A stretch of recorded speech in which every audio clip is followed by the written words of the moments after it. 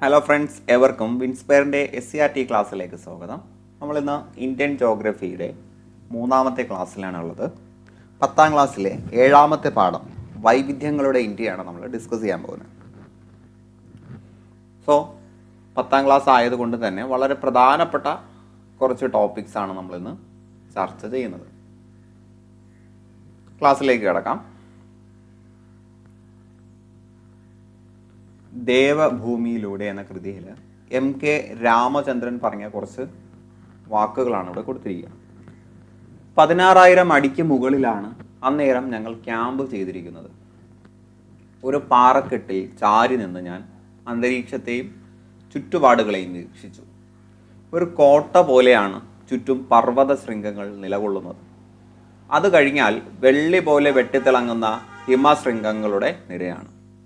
എങ്ങോട്ട് നോക്കിയാലും പർവ്വതങ്ങൾ മാത്രം, ഒന്ന് കഴിഞ്ഞാൽ മറ്റൊന്ന് എന്ന വിധത്തിൽ അങ്ങനെ വ്യാപിച്ചു കിടക്കുന്നു. പച്ച തഴപ്പ് കൊണ്ട് അലങ്കാരം ചാർത്തിയ താഴ്വരകളും ഭയാനകമായ വിധത്തിൽ കുത്തനെ കിടക്കുന്ന ഒറ്റയടിപ്പാതകളും തണുപ്പ് രൂക്ഷമായി തുടങ്ങി. നെഗിയുടെ കട്ടൻ ചായ മൊത്തിക്കുടിച്ചുകൊണ്ട് കുറച്ച് സമയം കൂടി അവിടെ തങ്ങിയ ശേഷം ഗുഹയിലേക്ക് തിരിച്ചു പോന്നു. ഒരു പർവ്വത പ്രദേശത്ത് യാത്ര നടത്തിയ ഒരു അനുഭവമാണ് അദ്ദേഹം കൊടുത്തിട്ടുള്ളത്, അല്ലേ? സോ ഹിമാലയ സാനുക്കളിലൂടെ നിരവധി യാത്ര നടത്തിയ സഞ്ചാരിയും എഴുത്തുകാരനുമായിട്ടുള്ള MK രാമചന്ദ്രൻ്റെ ദേവഭൂമിയിലൂടെ എന്ന പുസ്തകത്തിലെ ചില വരികളാണ്. സോ MK രാമചന്ദ്രൻ്റെ സഞ്ചാര സാഹിത്യമാണ് ദേവഭൂമിയിലൂടെ. ഇപ്പം ഇന്ത്യയുടെ സ്ഥാനം എവിടെയാണെന്ന് നമ്മൾ കഴിഞ്ഞ ക്ലാസ്സിൽ പഠിച്ചിട്ടുണ്ടായിരുന്നു. അക്ഷാംശ രേഖ 8 ഡിഗ്രി 4 മിനിറ്റ്, വടക്ക് മുതൽ 37 ഡിഗ്രി 6 വടക്ക്. അപ്പോൾ വടക്ക് അക്ഷാംശ രേഖ നോക്കുന്ന സമയത്ത് വടക്ക് അല്ലേ, വടക്ക് 8 ഡിഗ്രി 4 മിനിറ്റ്, 37 ഡിഗ്രി 6. അപ്പോൾ 84 376 എന്ന് പഠിക്കുക, അതാണ് നല്ലത്. 84 376, 84, 8ൻ്റെ പകുതി 4, 3ൻ്റെ ഇരട്ടി 6, 6 കഴിഞ്ഞാൽ 7 അല്ലേ, 84 376. ദെൻ രേഖാംശം നോക്കുന്ന സമയത്ത് കിഴക്കാണ്. കിഴക്ക് 68 ഡിഗ്രി 7 മിനിറ്റ് മുതൽ 97 ഡിഗ്രി 25 വരെ, 97 25, 687 7 അല്ലെ, 6 7 8, 6 7 8, 97 25, 97 25. ഇന്ത്യയുടെ വടക്ക് അതിരായി നിലകൊള്ളുന്ന പർവ്വത ഭൂപ്രകൃതിയെക്കുറിച്ചാണ് ഇവിടെ പരാമർശിക്കുന്നത്. ഇപ്പം എന്തൊക്കെയാണ് പറഞ്ഞത്? ഒരു കോട്ട പോലെ നിൽക്കുന്നു, പിന്നെ ചുറ്റും പച്ചപ്പുണ്ട്, ഒരുപാട് പർവ്വതങ്ങളുണ്ട്, കുത്തനെയുള്ള കയറ്റങ്ങളുണ്ട് എന്നൊക്കെ അദ്ദേഹം പറഞ്ഞു. ഇത്തരത്തിലുള്ള ഒട്ടനവധി സവിശേഷതകൾ നിറഞ്ഞതാണ് ഇന്ത്യയുടെ ഭൂപ്രകൃതി. മഞ്ഞുറങ്ങ പർവ്വതങ്ങളിൽ നിന്ന് ഉത്ഭവിച്ച് സമതലങ്ങളിലൂടെ ബഹുദൂരം ഒഴുകി ഒടുവിൽ കടലിനോട് ചേരുന്ന വൻ നദികൾ, കൃഷി വ്യാപകമായി നടക്കുന്ന അതിവിശാലമായ സമതലങ്ങൾ, വിസ്തൃതമായ പീഠഭൂമികൾ, ചുട്ടുപൊള്ളുന്ന മരുഭൂമികൾ, ദൈർഘ്യമേറിയ തീരസമതലങ്ങൾ, അനേകം ദ്വീപുകൾ. അത്ഭുതകരമാണ് നമ്മുടെ രാജ്യത്തിൻ്റെ വൈവിധ്യം. അപ്പം ഈ ഭൂമിശാസ്ത്ര വൈവിധ്യങ്ങളെക്കുറിച്ചാണ് നമ്മളിന്ന് പഠിക്കാൻ പോകുന്നത്. അപ്പോൾ വൈവിധ്യങ്ങൾ, ഇന്ത്യയിലെ വൈവിധ്യങ്ങളെക്കുറിച്ചാണ് നമ്മളിന്ന് പഠിക്കാൻ പോകുന്നത്. ഇതിൻ്റെ ചെറിയൊരു വേർഷൻ നമ്മൾ ചെറിയ ക്ലാസ്സിൽ പഠിച്ചു, അല്ലേ?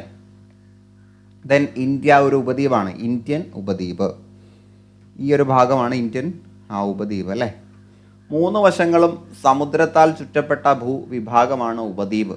ഇന്ത്യൻ ഉപഭൂഖണ്ഡത്തിൻ്റെ തെക്ക് ഭാഗം, അപ്പോൾ ഈ താഴ്ഭാഗം സമുദ്രത്താൽ ചുറ്റപ്പെട്ട് കാണപ്പെടുന്നതിനാൽ ഈ ഭാഗം ഇന്ത്യൻ ഉപദ്വീപ്. ഈ ഭാഗത്തെക്കുറിച്ച് നമ്മൾ പറയുന്ന പേരാണ് ഇന്ത്യൻ ഉപദ്വീപ്. ദെൻ ഇവിടെ കുറച്ച് ചോദ്യം തന്നിരിക്കുന്നുണ്ട്. അറ്റ്ലസിൻ്റെ സഹായത്തോടെ കണ്ടെത്താൻ എന്ന് പറഞ്ഞാണ് ചോദ്യം തന്നിട്ടുള്ളത്. ഇന്ത്യയിൽ താഴെ തന്നിരിക്കുന്ന ചോദ്യങ്ങളുടെ ഉത്തരം, ഇന്ത്യയിലെ പ്രധാനപ്പെട്ട ചില രാജ്യങ്ങളുടെ പ്രത്യേകതകൾ തന്നിട്ട് അത് കണ്ടെത്താനാണ് തന്നിരിക്കുന്നത്. സോ ആദ്യത്തെ ചോദ്യം എന്താണ് കൊടുത്തിരിക്കുന്നത്? ഇന്ത്യൻ ഉപഭൂഖണ്ഡത്തിൽ ഉൾപ്പെടുന്ന രാജ്യങ്ങൾ.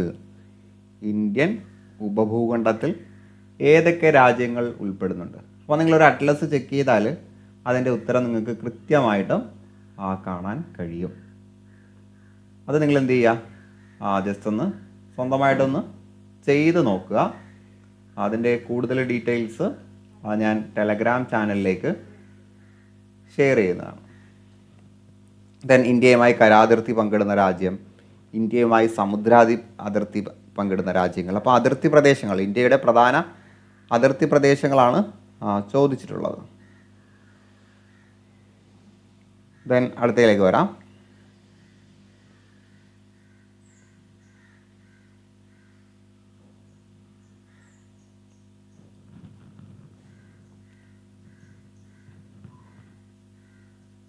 ഇവിടെ ഇന്ത്യയുടെ ഒരു ഭൂപടം കൊടുത്തിട്ടുണ്ടല്ലേ.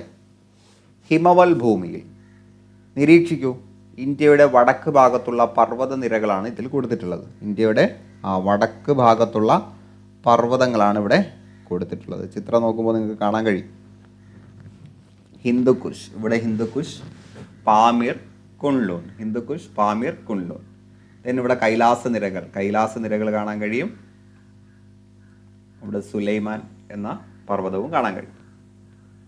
കാശ്മീരിന് വടക്ക് പടിഞ്ഞാറ് മുതൽ ഇന്ത്യയുടെ കിഴക്കൻ അതിർത്തി വരെ ഒരു വൻമതിൽ പോലെ നിൽക്കുന്ന ഈ പർവ്വത നിരകളെ ഉത്തരപർവ്വത മേഖല എന്നാണ് പറയുന്നത്. ഉത്തരപർവ്വത മേഖലയെ ട്രാൻസ് ഹിമാലയം, ഹിമാലയം, കിഴക്കൻ ഹിമാലയം, കിഴക്കൻ മലനിരകൾ എന്നിങ്ങനെ മൂന്നായിട്ട് തിരിക്കാം. അപ്പം ഈ ഒരു പർവ്വത മേഖലയെ നമുക്ക് മൂന്നായിട്ട് തരംതിരിക്കാം. ട്രാൻസ് ഹിമാലയം, ഹിമാലയം, കിഴക്കൻ ഹിമാലയം.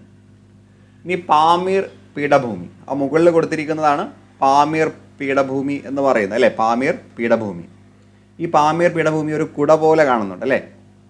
അപ്പം മധ്യേഷ്യയിൽ സ്ഥിതി ചെയ്യുന്ന പാമീർ പീഠഭൂമി അറിയപ്പെടുന്നത് ഇങ്ങനെയാണ്. മധ്യേഷ്യയിൽ സ്ഥിതി ചെയ്യുന്ന പാമീർ പീഠഭൂമി ഹിന്ദുക്കുഷ്, സുലൈമാൻ, ടിയാൻഷാൻ, കുൺലൂൺ, കാരക്കോറം മുതലായ പർവ്വതനിരകൾ പാമീർ പർവ്വതക്കെട്ടിൽ വിഭിന്ന ദിശകളിലേക്ക് പിരിഞ്ഞു പോകും. കാരക്കോറം പർവ്വതനിരയുടെ തുടർച്ചയാണ് ടിബറ്റിലെ കൈലാസ പർവ്വതനിരകൾ. അപ്പം ടിബറ്റിലെ കൈലാസ പർവ്വതനിരകൾ ഏതിൻ്റെ തുടർച്ചയാണെന്ന് ചോദിച്ചാൽ കാരക്കോറം പർവ്വതനിരയുടെയാണ്. പിന്നെ ഹിന്ദുക്കുഷ്, സുലൈമാൻ, ടിയാൻഷാൻ അങ്ങനെ പല ഭാഗത്ത് നമുക്ക് കാണാൻ കഴിയും അല്ലേ. ഹിന്ദുക്കുഷ് ഇവിടെയാണ്, സുലൈമാൻ വരുന്ന സമയത്ത് ഈ ഭാഗത്താണ് നിൽക്കുന്നത്. ദെൻ കുൺലൂൺ ഇവിടെ വരുന്നുണ്ട്. കണ്ടില്ലേ, കൈലാസ പർവ്വതനിര ഇങ്ങനെ പോവുകയാണ്. ഈ കൈലാസ പർവ്വതനിരയാണ് ടിബറ്റിലേക്ക് ചെന്നെത്തുന്നത് അല്ലേ.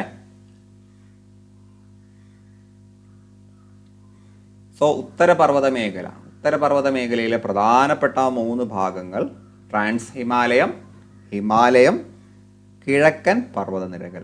ട്രാൻസ് ഹിമാലയം, ഹിമാലയം, കിഴക്കൻ പർവ്വതനിരകൾ. ട്രാൻസ് ഹിമാലയത്തിന് 3 ഭാഗങ്ങളുണ്ട്: കാരക്കോറം, ലഡാക്ക്, സസ്കർ. കാരക്കോറം, ലഡാക്ക്, സസ്കർ. അതാണ് ഇവിടെ ABC ഇട്ടിരിക്കുന്നത്. കണ്ടില്ലേ, ട്രാൻസ് ഹിമാലയയിൽ കാരക്കോറം, കാരക്കോറം, സസ്കർ, ദെൻ ലഡാക്ക്. കാരക്കോറം, ലഡാക്ക്, സസ്കർ. അപ്പം എയിൽ കാരക്കോറം, ഇത് കാരക്കോറമാണ്. ബിയിൽ ലഡാക്കാണ്. സിയിൽ സസ്കർ. ഇത് ആദ്യത്തെ ഭാഗമാണ്, ട്രാൻസ് ഹിമാലയയിലെ ഭാഗമാണ്. ഇനി ഹിമാലയത്തിൽ ഹിമാദ്രി, ഹിമാചൽ, സിവാലിക്. ഹിമാലയം, ഹിമാദ്രി, സിവാലിക്. അപ്പോൾ ട്രാൻസ് ഹിമാലയ കഴിഞ്ഞിട്ട് ഹിമാലയം, ഹിമാദ്രി, ദെൻ സിവാലിക്. ഹിമാലയം, ഹിമാദ്രി, സിവാലിക്. ഇത് ഹിമാലയത്തിൻ്റെ ഭാഗമാണ്. ഇത് ട്രാൻസ് ഹിമാലയത്തിൻ്റെ ഭാഗമാണ്. ഇനി ഏറ്റവും അവസാനം വരുന്നത് കിഴക്കൻ മലനിരകളാണ്. കിഴക്കൻ മലനിരകൾ, അവിടെ പാത്കായി ബൂം, നാഗ കുന്നുകൾ, ഗാരോ കാസി ജയന്തിയ കുന്നുകൾ, മിസോ കുന്നുകൾ. ഇങ്ങോട്ട് കിഴക്കൻ മേഖലയിലേക്കാണ് വരുന്നത്. കണ്ടില്ലേ, ഈ പ്രദേശങ്ങളിലാണ് വരുന്നത്. അപ്പോൾ ഇത് ട്രാൻസ് ഹിമാലയ, ഇത് ഹിമാലയ, ദെൻ ഇത് കിഴക്കൻ മലനിരകൾ അല്ലെ. കിഴക്കൻ മലനിരകൾ, കിഴക്കനാണ് കേട്ടോ, ഈസ്റ്റേൺ ഹിൽസ് ആണ് കിഴക്കൻ മലനിരകൾ. അപ്പോൾ ഇത് പഠിച്ചു വെക്കുക. ട്രാൻസ് ഹിമാലയത്തിൻ്റെ ഭാഗമാണ് കാരക്കോറം, ലഡാക്ക്, സസ്കർ. കാരക്കോറം, ലഡാക്ക്, സസ്കർ. അപ്പോൾ ട്രാൻസ് ഹിമാലയ. ദെൻ ഹിമാലയത്തിൻ്റെ ഭാഗമാണ് ഹിമാദ്രി, ഹിമാചൽ, സിവാലിക്. കിഴക്കൻ മലനിരകളുടെ ഭാഗമാണ് പത്കായിബു, നാഗാ കുന്നുകൾ, ഖാരോ കാസി ജയന്തിയ കുന്നുകൾ, മിസോ കുന്നുകൾ. നമുക്ക് ആദ്യം ട്രാൻസ് ഹിമാലയത്തെക്കുറിച്ച് പഠിക്കാം. അപ്പോൾ ഏറ്റവും മുകളിൽ വരുന്നതാണ് അല്ലേ, അവർ വടക്ക് ഭാഗത്ത് വരുന്നതാണ്. കാരക്കോറം, ലഡാക്ക്, സസ്കർ എന്നീ പർവ്വതനിരകൾ ചേർന്നതാണ് ട്രാൻസ് ഹിമാലയം. കാരക്കോറം, ലഡാക്ക്, സസ്കർ എന്നീ പർവ്വതനിരകൾ ചേർന്നതാണ് ട്രാൻസ് ഹിമാലയം. ഇന്ത്യയിലെ ഏറ്റവും ഉയരമുള്ള കൊടുമുടിയായിട്ടുള്ള മൗണ്ട് K2. അപ്പോൾ ഇന്ത്യയിലെ ഏറ്റവും ഉയരമുള്ള കൊടുമുടി മൗണ്ട് K2 ആണ്. മൗണ്ട് K2വിൻ്റെ മറ്റൊരു പേരാണ് ഗോവിൻ ഓസ്റ്റിൻ. നീളം 8661 മീറ്റർ ആണ്. 8661 മീറ്റർ. ഇത് SCERTയിൽ പറഞ്ഞിട്ടുള്ള ഉയരമാണ്. ചിലപ്പോൾ മറ്റ് ചില റെഫറൻസ് ബുക്കുകളിൽ നിങ്ങൾ നോക്കുമ്പോൾ ചിലപ്പോൾ ചെറിയ വ്യത്യാസം ഉണ്ടാവും കേട്ടോ. അപ്പോൾ ഇന്ത്യയിലെ ഏറ്റവും ഉയരമുള്ള കൊടുമുടി മൗണ്ട് K2. മറ്റൊരു പേര് ഗോഡ്വിൻ ഓസ്റ്റിൻ. ഉയരം 8661. ഇത് സ്ഥിതി ചെയ്യുന്നത് എവിടെയാണെന്ന് ചോദിച്ചാൽ കാരക്കോറം നിരകളിലാണ്. മൗണ്ട് K2 സ്ഥിതി ചെയ്യുന്നത് കാരക്കോറം നിരകളിലാണ്. ട്രാൻസ് ഹിമാലയത്തിൻ്റെ ശരാശരി ഉയരം 6000 മീറ്റർ. ട്രാൻസ് ഹിമാലയത്തിൻ്റെ പരമാവധി ഉയരം 6000 മീറ്റർ. അപ്പോൾ ഏറ്റവും ഉയരമുള്ളത് ട്രാൻസ് ഹിമാലയ ആയിരിക്കും അല്ലേ. ദെൻ അടുത്തത് വരുന്നത് ഹിമാലയം. ട്രാൻസ് ഹിമാലയത്തിന് കിഴക്കൻ മലനിരകൾക്കും ഇടയിൽ, ട്രാൻസ് ഹിമാലയത്തിനും കിഴക്കൻ അല്ലെ ആ വലത് ഭാഗത്തുള്ള കിഴക്കൻ മലനിരകൾക്കും ഇടയിൽ വരുന്നതാണ് ഹിമാലയം. ഏകദേശം അതിനിടയിൽ ഒരു വടക്ക് പടിഞ്ഞാറ് തെക്ക് കിഴക്ക് ദിശയിലാണ്. വടക്ക് പടിഞ്ഞാറ്, ദെൻ തെക്ക് കിഴക്ക്, വടക്ക് പടിഞ്ഞാറ് തെക്ക് കിഴക്ക് ദിശയിലാണ് ഹിമാലയ പർവ്വതനിരകൾ സ്ഥിതി ചെയ്യുന്നത്. ഈ പർവ്വതനിരകൾക്ക് ഏകദേശം ഉയരം 2400 കിലോമീറ്റർ ആണ്. പഠിച്ചു വെക്കുക കേട്ടോ. ലോകത്തിലെ ഉയരമേറിയ നിരവധി കൊടുമുടികൾ ഇതിൽ ഉൾപ്പെടുന്നു. അപ്പോൾ ലോകത്തിലെ തന്നെ ഉയരമേറിയ കൊടുമുടികൾ ഈ ഒരു ഭാഗത്താണ് സ്ഥിതി ചെയ്യുന്നത്. ഇവിടെ നമ്മൾ പറഞ്ഞത് ശരാശരി ഉയരം 6000 ആണ് കേട്ടോ. 6000 മീറ്ററാണ്. ഇവിടെ 2400 കിലോമീറ്ററാണ്. അപ്പോൾ ഹിമാലയത്തിലാണ് ഉയരം വരുന്നത് അല്ലേ. ഹിമാലയത്തിലാണ് ഉയരം വരുന്നത്. ഇവിടെ മീറ്ററും ഇവിടെ കിലോമീറ്ററുമാണ്. അത് ശ്രദ്ധിക്കുക. ലോകത്തിലെ ഉയരമേറിയ നിരവധി കൊടുമുടികൾ അതിൽ ഉൾപ്പെടുന്നു. കിഴക്കൻ പ്രദേശങ്ങളിലേക്ക് പോകുന്തോറും പർവ്വതങ്ങളുടെ ഉയരം കുറയുന്നതായിട്ട് കാണാം. ഇനി ഹിമാലയത്തിൽ നിന്ന് അങ്ങോട്ട് കിഴക്കൻ മേഖലയിലേക്ക് പോകുന്ന സമയത്ത് പർവ്വതനിരകൾക്ക് ഉയരം കുറയും. അപ്പോൾ ട്രാൻസ് ഹിമാലയിൽ നിന്ന് ഹിമാലയത്തിലേക്ക് വരുന്നതനുസരിച്ച് ആ ഉയരം കൂടി ഇങ്ങനെ വരും, കൂടി വന്നിട്ട് ദെൻ കിഴക്കൻ മേഖലയിലേക്ക് പോകുന്ന സമയത്ത് ഉയരം കുറയുന്നു. കാശ്മീർ പ്രദേശത്ത് ഏകദേശം 400 കിലോമീറ്റർ വീതിയിലുള്ള ഉത്തരപർവ്വത നിരകൾക്ക് അരുണാചൽ പ്രദേശിലെ വീതി ഏകദേശം 150 കിലോമീറ്റർ ആണ്. അപ്പോൾ ഹിമാചൽ പ്രദേശ്, കാശ്മീർ പ്രദേശത്ത് ഏകദേശം 400 കിലോമീറ്ററുള്ള പർവ്വതങ്ങൾ നേരെ ആ കിഴക്ക് ഭാഗത്തേക്ക് പോകുന്തോറും കുറഞ്ഞ് അരുണാചൽ പ്രദേശിലാകുമ്പോൾ 150 കിലോമീറ്റർ മാത്രമാണ് ഉയരം വരുന്നത്. ഏകദേശം 5 ലക്ഷം ചതുരശ്ര കിലോമീറ്റർ വിസ്തൃതിയിലുള്ള ഈ ഭൂപ്രദേശം സമാന്തരങ്ങളായ 3 പർവ്വതനിരകൾ ഉൾപ്പെട്ടതാണ്. അപ്പോൾ ഹിമാലയത്തിൽ സമാന്തരമായിട്ടുള്ള ഒരേ നിരപ്പിൽ കിടക്കുന്ന 3 പർവ്വതങ്ങളുണ്ട്. അവ ഓരോന്നും ഏതൊക്കെയാണെന്ന് നമുക്ക് നോക്കാം. അതിലേക്ക് പോകുന്നതിന് മുമ്പ് മൗണ്ട് എവറസ്റ്റിനെ കുറിച്ചൊന്ന് പറയാം. ലോകത്തിലെ ഏറ്റവും ഉയരമുള്ള കൊടുമുടിയാണ് മൗണ്ട് എവറസ്റ്റ്. എവിടെയാണ് സ്ഥിതി ചെയ്യുന്നത്? നേപ്പാളിലാണ്. നേപ്പാൾ. ഉയരം 8848. അപ്പോൾ 88, 4 സംഖ്യയാണ്. അതിൽ മൂന്നാമത്തത് ഒഴികെ ബാക്കിയെല്ലാം 8ആണ്. മൂന്നാമത്തത് 8ൻ്റെ പകുതിയായിട്ടുള്ള 4. അപ്പോൾ 88, 48. ദെൻ ഹിമാലയത്തിലെ 3 പർവ്വത ഭാഗങ്ങളാണ്. ഹിമാലയത്തിലെ ഹിമാദ്രി, ഹിമാചൽ, സിവാലിക്. അപ്പോൾ ഹിമാദ്രിയാണ് കുറച്ച് ഉയരം കൂടിയത്. ദെൻ ഹിമാചൽ ഉയരം കുറയുന്നു. സിവാലിക് ഏറ്റവും താഴ്ഭാഗത്ത് വരുന്നു. അപ്പോൾ ഏറ്റവും ഉയരം കൂടിയ പർവ്വതനിര ഹിമാദ്രിയാണ്. ശരാശരി ഉയരം പഠിക്കുക 6000 മീറ്റർ. ഇവിടെ ഗംഗ, യമുന എന്നീ നദികൾ ഉത്ഭവിക്കുന്നു. അപ്പോൾ ഗംഗ, യമുന എന്നീ നദികൾ ഉത്ഭവിക്കുന്നത് ഹിമാദ്രിയിൽ നിന്നാണ്. 6000 മീറ്ററിന് മുകളിൽ ഉയരമുള്ള നിരവധി കൊടുമുടികൾ സ്ഥിതി ചെയ്യുന്നു. ഇവിടെ 6000 മീറ്ററിന് മുകളിലുള്ള 6000 അല്ലല്ലോ 8000 സോറി കേട്ടോ 8000 മീറ്ററിന് മുകളിലുള്ള ഒരുപാട് പർവ്വതനിരകൾ ഇവിടെ ഉണ്ട്. ഉദാഹരണം കാഞ്ചൻജംഗ, നന്ദാദേവി ഒക്കെ ഇവിടെയാണ് സ്ഥിതി ചെയ്യുന്നത് കേട്ടോ. കാഞ്ചൻജംഗ, നന്ദാദേവി. അപ്പോൾ ഹിമാലയ ഭാഗത്തിൽ ഏറ്റവും ഉയരമുള്ളത് ഹിമാദ്രിക്കാണ്. ശരാശരി ഉയരം ഒരു ആവറേജ് 6000. 8000-ന് മുകളിൽ 8000 മീറ്റർ കേട്ടോ, ഇവിടെയൊക്കെ മീറ്ററാണ്. 8000 മീറ്ററിന് മുകളിൽ ഉയരമുള്ള പ്രദേശങ്ങളുമുണ്ട്. കാഞ്ചൻജംഗയും നന്ദാദേവിയൊക്കെ അതിന് ഉദാഹരണമാണ്. ദെൻ ഹിമാചൽ. അപ്പോൾ കിഴക്കോട്ട് വരുന്തോറും ഉയരം കുറയും അല്ലേ.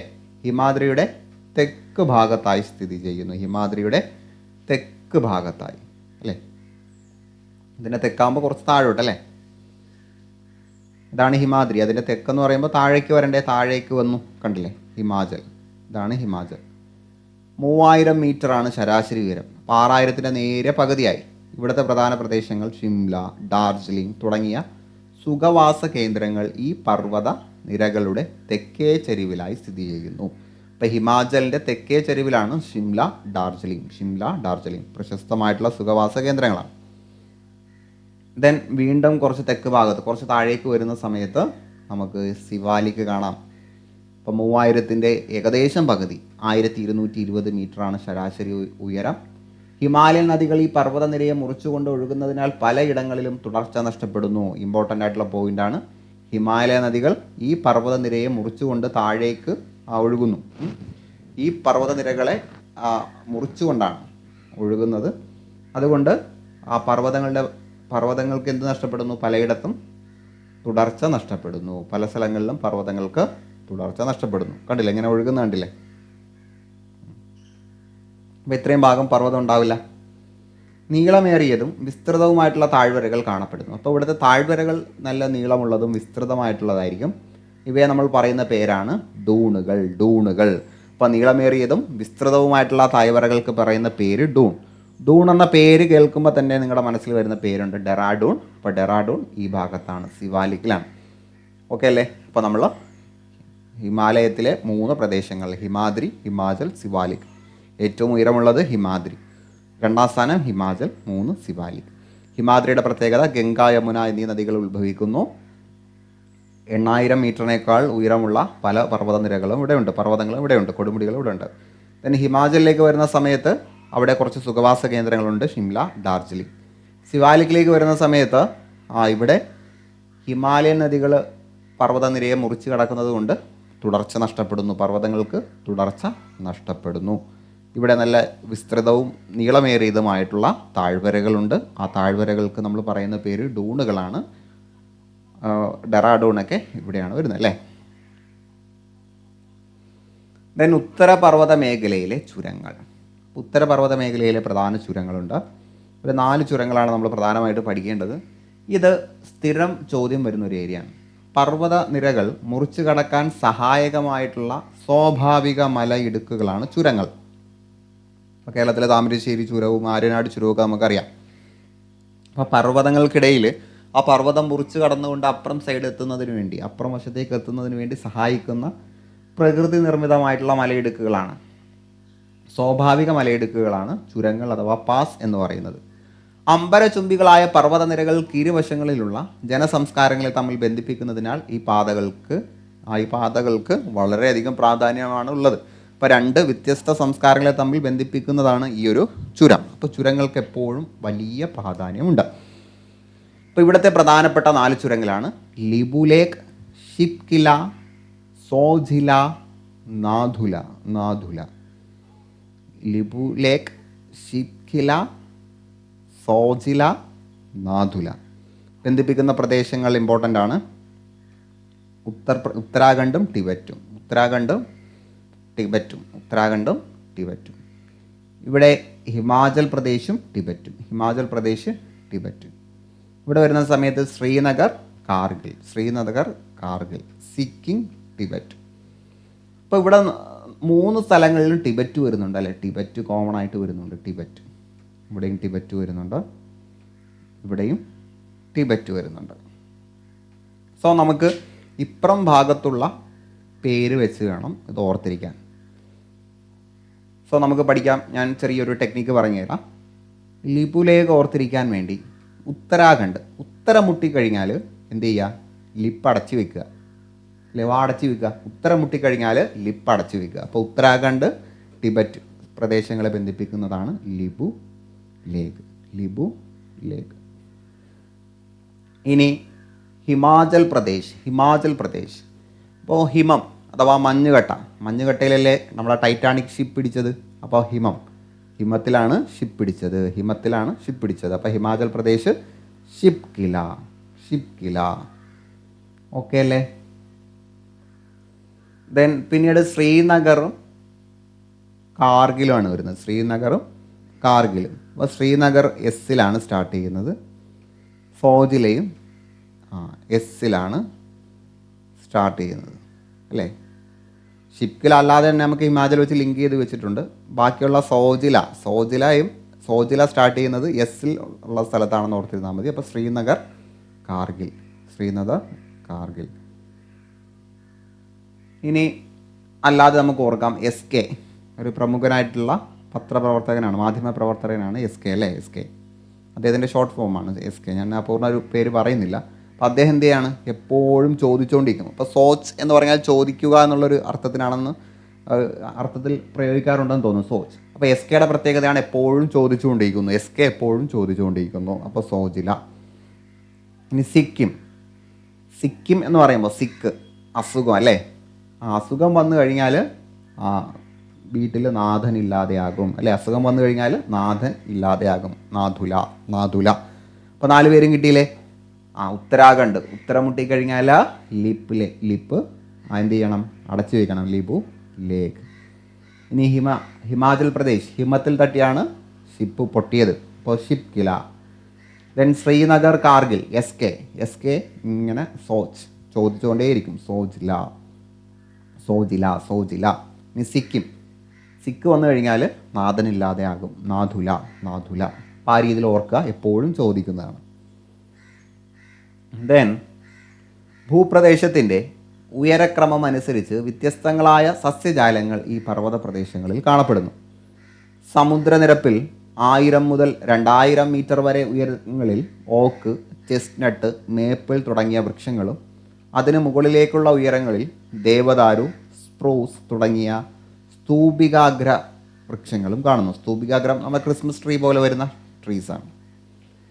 ഇപ്പോൾ സമുദ്രനിരപ്പിൽ 1000 മുതൽ 2000 മീറ്റർ വരെ ഉയരങ്ങളിൽ ഓക്ക്, ചെസ്റ്റ്നട്ട്, മേപ്പിൾ വൃക്ഷങ്ങളും അതിന് മുകളിലേക്ക് ദേവദാരു, സ്പ്രൂസ് തുടങ്ങിയ സ്തൂപികാഗ്രമുള്ള വൃക്ഷങ്ങളും കാണപ്പെടുന്നു.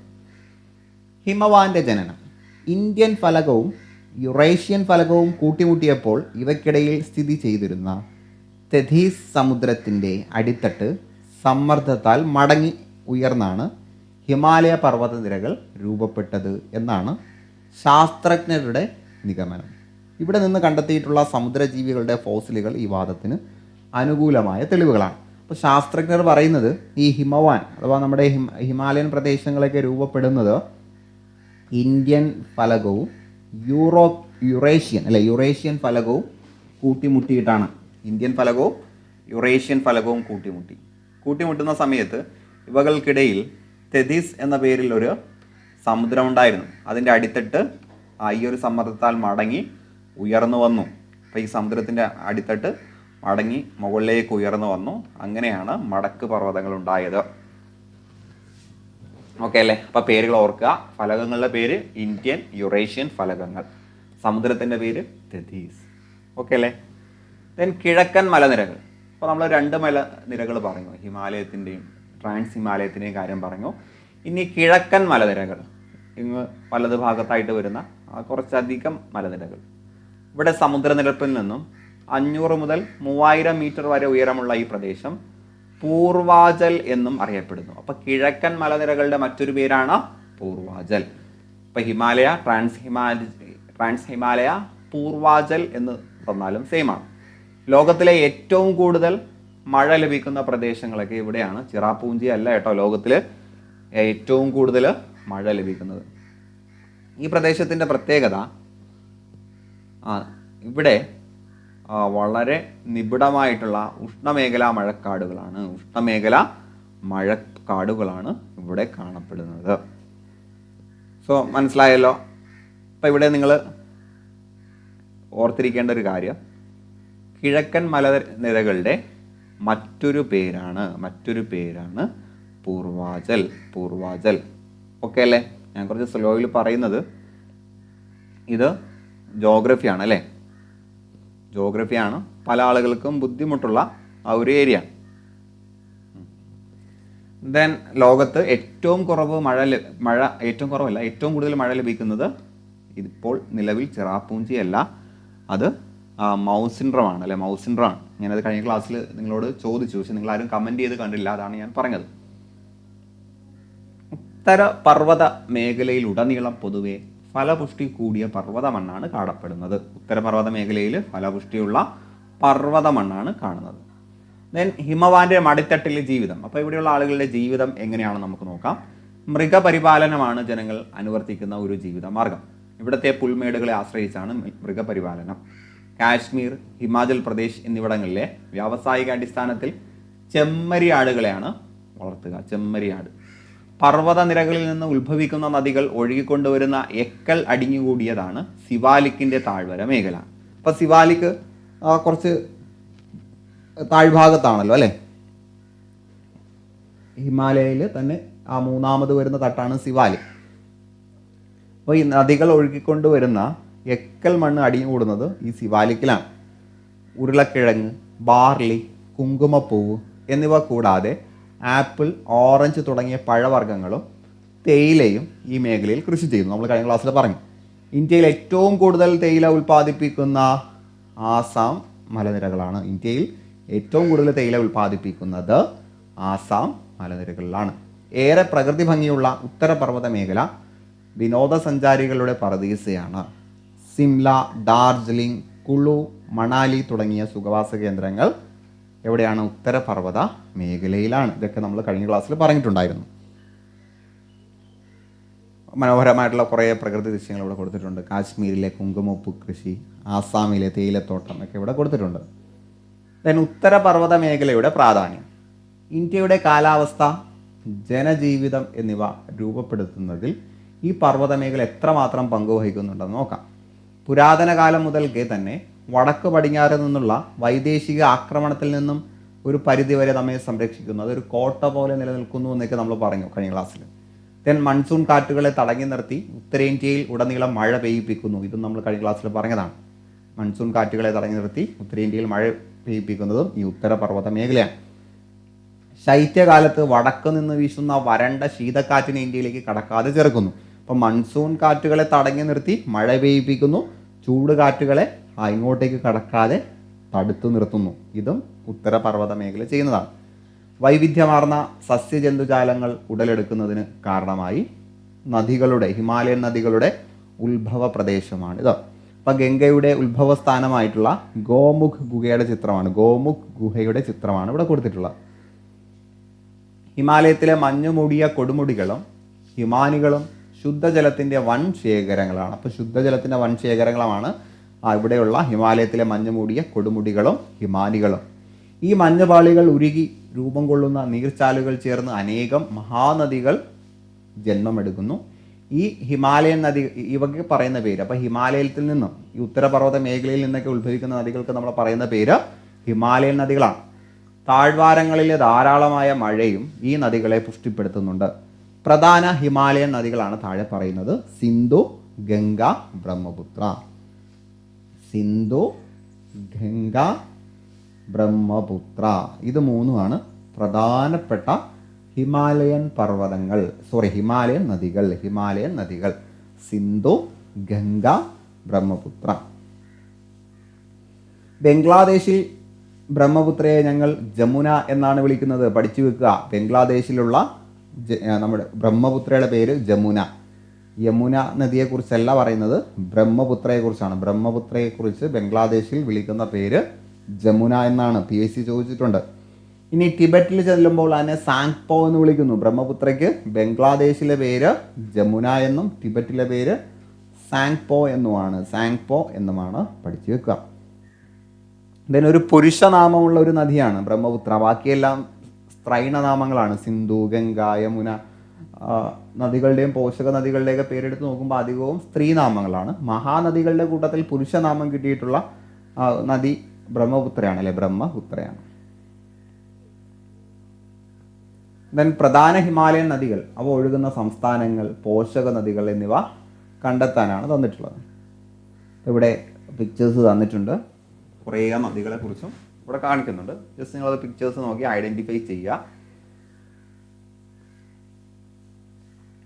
പ്രധാനപ്പെട്ട ഹിമാലയൻ നദികൾ, ഹിമാലയൻ നദികളാണ്. ഹിമാലയൻ നദികൾ SGB ആണ്. SGB. അതിലേതൊക്കെ വരും? സിന്ധു, ഗംഗ, ബ്രഹ്മപുത്ര. അപ്പോൾ സിന്ധു നദി ഉത്ഭവിക്കുന്നത് എവിടെ നിന്നാണ്? സിന്ധു നദി ഉത്ഭവിക്കുന്നത് ടിബറ്റിലെ മാനസ സരോവർ. അപ്പോൾ സിന്ധു ഉത്ഭവിക്കുന്നത് ടിബറ്റിലെ മാനസ സരോവറിൽ നിന്നാണ്. നീളം 2880 കിലോമീറ്റർ. അപ്പോൾ ഏകദേശം 2880. ഇന്ത്യയിലെ നീളം, ഇത് ആകെ നീളമാണ് 2880. ഇന്ത്യയിൽ 709. ഇനി പോഷക നദികൾ ചോദിക്കുന്നുണ്ട്. പോഷക നദികൾ സിന്ധു, ചലം നമുക്കറിയാം. ചിനാബ്, രവി, ബിയാസ്, സത്ലജ്, യമുന. ചലം, ചിനാബ്, രവി, ബിയാസ്, സത്ലജ്, യമുന. ഇവ സിന്ധു നദിയുടെ പോഷക നദികളാണ് കേട്ടോ. സൊല്യൂഷൻസ് ഞാൻ ഗ്രൂപ്പിലിട്ടേക്കാം. ഞാൻ ഇട്ടിട്ടില്ല എങ്കിൽ നിങ്ങൾ കമൻറ്റ് ബോക്സിലൂടെ ജസ്റ്റ് ഒന്ന് ആവശ്യപ്പെടുക കേട്ടോ.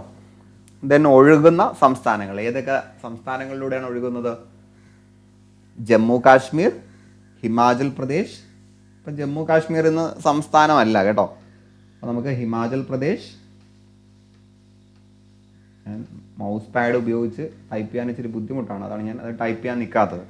ഹിമാചൽ പ്രദേശ്, പഞ്ചാബ്, ഉത്തരാഞ്ചൽ. സോറി, ഹിമാചൽ പ്രദേശ് പഞ്ചാബ് മാത്രമേ ഉള്ളൂ കേട്ടോ. ഹിമാചൽ പ്രദേശ്, പഞ്ചാബ്. ദെൻ ഗംഗയിലേക്ക് വരുന്ന സമയത്ത്, ഗംഗ ഉത്ഭവസ്ഥാനം നമ്മൾ നേരത്തെ ചിത്രം കൊടുത്തിട്ടുണ്ട്. ഗോമുഖ് ഗുഹ, ഹിമാനിയിലെ ഗോമുഖ് ഗുഹ. ഉത്ഭവസ്ഥാനം ഗംഗോത്രി യമുനയിലെ ഗംഗോത്രി ഹിമാനിയിലെ ഗോമുഖ്. അപ്പോൾ എല്ലാത്തിലും ഗാ ഉണ്ട്. ഗംഗോത്രി, ഗോമുഖ്. സിന്ധു മാനസ സരോവർ. ഏകദേശം ദൂരം 2500 കിലോമീറ്റർ. പ്രധാനപ്പെട്ട പോഷക നദികൾ യമുന, സോൺ, ഘാഗ്ര, കോസി, ഗാണ്ഡക്.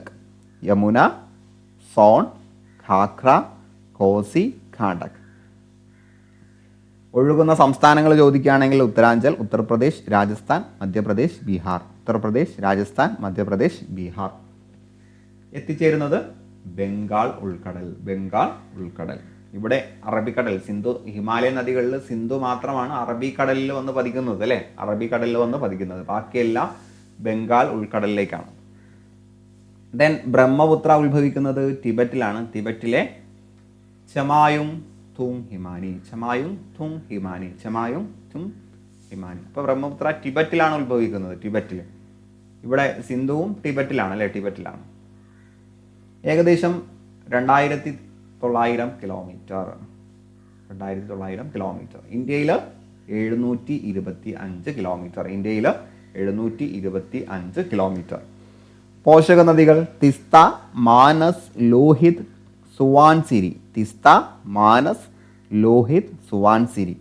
സംസ്ഥാനങ്ങൾ അരുണാചൽ പ്രദേശ്, ആസാം, സിക്കിം, പശ്ചിമ ബംഗാൾ. ഓക്കെ അല്ലേ? ദെൻ സമതലങ്ങളിലൂടെ ഉത്തരപർവ്വത മേഖല കഴിഞ്ഞു. ഇനി ഉത്തര മഹാസമതലത്തിലേക്ക് കടക്കുക. ഉത്തരമഹാസമതലം കണ്ടോ? ഉത്തരമഹാസമതലം. അപ്പോൾ ഉത്തരപർവ്വത മേഖലയുടെ തെക്ക് ഭാഗത്തായിട്ട്, കുറച്ച് താഴ്ഭാഗത്തായിട്ടാണ്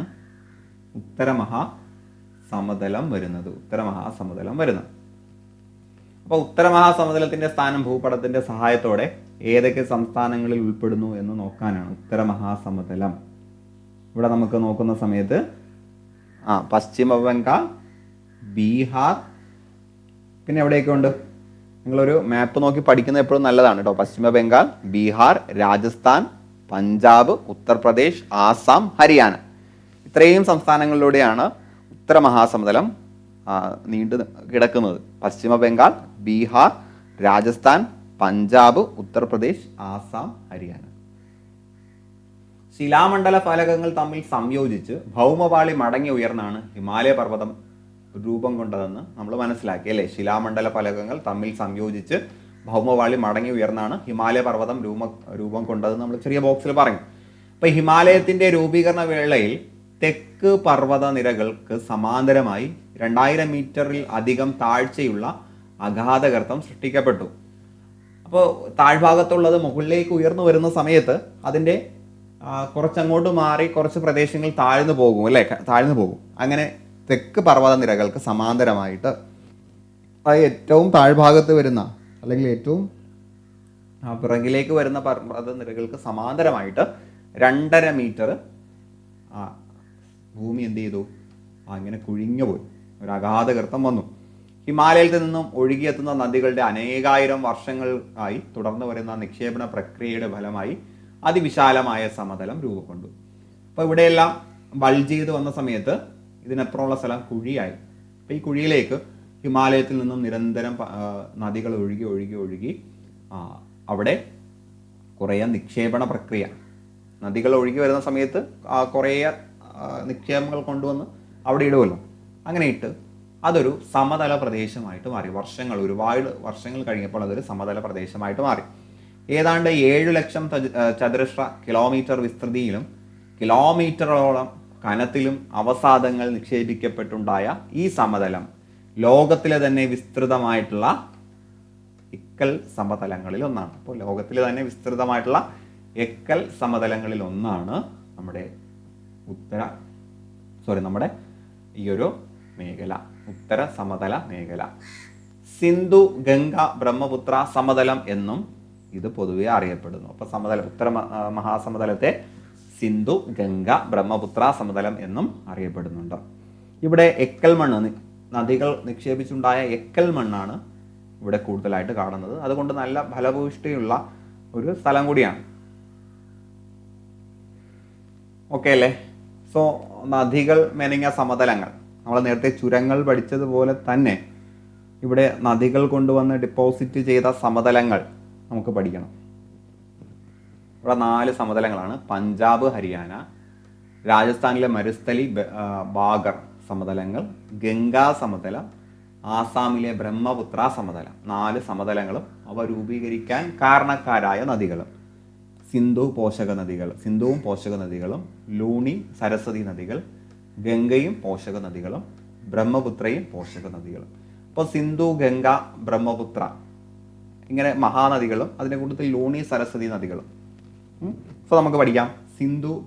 സിന്ധുവും പോഷക നദികളും, പഞ്ചാബ്, ഹരിയാന. അപ്പോൾ അത് നമ്മൾ ദേശീയഗാനത്തിലെ പഞ്ചാബ് സിന്ധു, അത് ഓർത്തിരുന്ന പഞ്ചാബ് സിന്ധു, ഗുജറാത്ത്, മറാത്ത എന്നല്ലേ ദേശീയഗാനത്തിൽ. അപ്പോൾ പഞ്ചാബ് സിന്ധു. അപ്പോൾ ആ ഒരു ഫ്ലോയിൽ നമുക്ക് കിട്ടും പഞ്ചാബ് സമതലം. പഞ്ചാബ് ഹരിയാന സമതലം വരുന്നത് സിന്ധുവും പോഷക നദികളും. ഇനി രാജസ്ഥാനും ലൂണിയും തമ്മിൽ ബന്ധമില്ലേ അല്ലേ?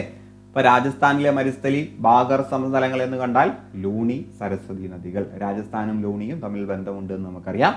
മരുഭൂമിയിലെ നദികളിൽ പെട്ടതല്ലേ. അപ്പോൾ ലൂണി രാജസ്ഥാനിലെ മരുസ്ഥലി, ബാഗർ സമതലങ്ങൾ, ലൂണി, സരസ്വതി നദികൾ. ദെൻ ഗംഗാ സമതലം, ഇപ്പുറത്ത് ഗംഗ കാണുന്നുണ്ട്, ഗംഗയും പോഷക നദികളും. ആസാമിലെ ബ്രഹ്മപുത്ര സമതലം, ഇപ്പുറത്ത് ബ്രഹ്മപുത്രയും പോഷക നദികളും. അപ്പോൾ പഞ്ചാബ് മാത്രം ഒന്ന് പ്രത്യേകിച്ച് ഓർത്തിരിക്കുക, ബാക്കിയെല്ലാം നമുക്ക് പെട്ടെന്ന് കിട്ടും. ഓക്കെ അല്ലേ? ദെൻ ഇന്ത്യയുടെ ധാന്യപ്പുര. ഗോതമ്പ്, ചോളം, നെല്ല്, കരിമ്പ്, പരുത്തി, പയർവർഗ്ഗങ്ങൾ എന്നിങ്ങനെ ഉത്തര മഹാസമതലങ്ങളിൽ കൃഷി ചെയ്യുന്ന വിളകൾ നിരവധിയാണ്. അതുകൊണ്ട് ഇന്ത്യയുടെ ധാന്യപ്പുര എന്നറിയപ്പെടുന്ന ഭൂപ്രദേശം ഉത്തര മഹാസമതലമാണ്.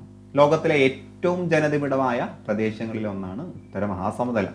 അപ്പോൾ ആളുകൾക്ക് ജീവിക്കാൻ പറ്റിയൊരു ഭാഗമായതുകൊണ്ട് കൂടുതൽ ആളുകൾ അവിടെ താമസിക്കുന്നു. ഉത്തര മഹാസമതലത്തിന്റെ പടിഞ്ഞാറ് ഭാഗത്ത് ഇവിടെയൊക്കെ കുറച്ച് ചോദ്യങ്ങൾ ഇടയ്ക്ക് തരുന്നുണ്ട്. റോഡ്, റെയിൽ, കനാൽ എന്നിവയുടെ ശൃംഖല ഏറ്റവും കൂടുതൽ ഉത്തര മഹാസമതലം എന്ന ഭൂപ്രകൃതി വിഭാഗത്തിലാണ്. അതിന്റെ കാരണം എന്താ?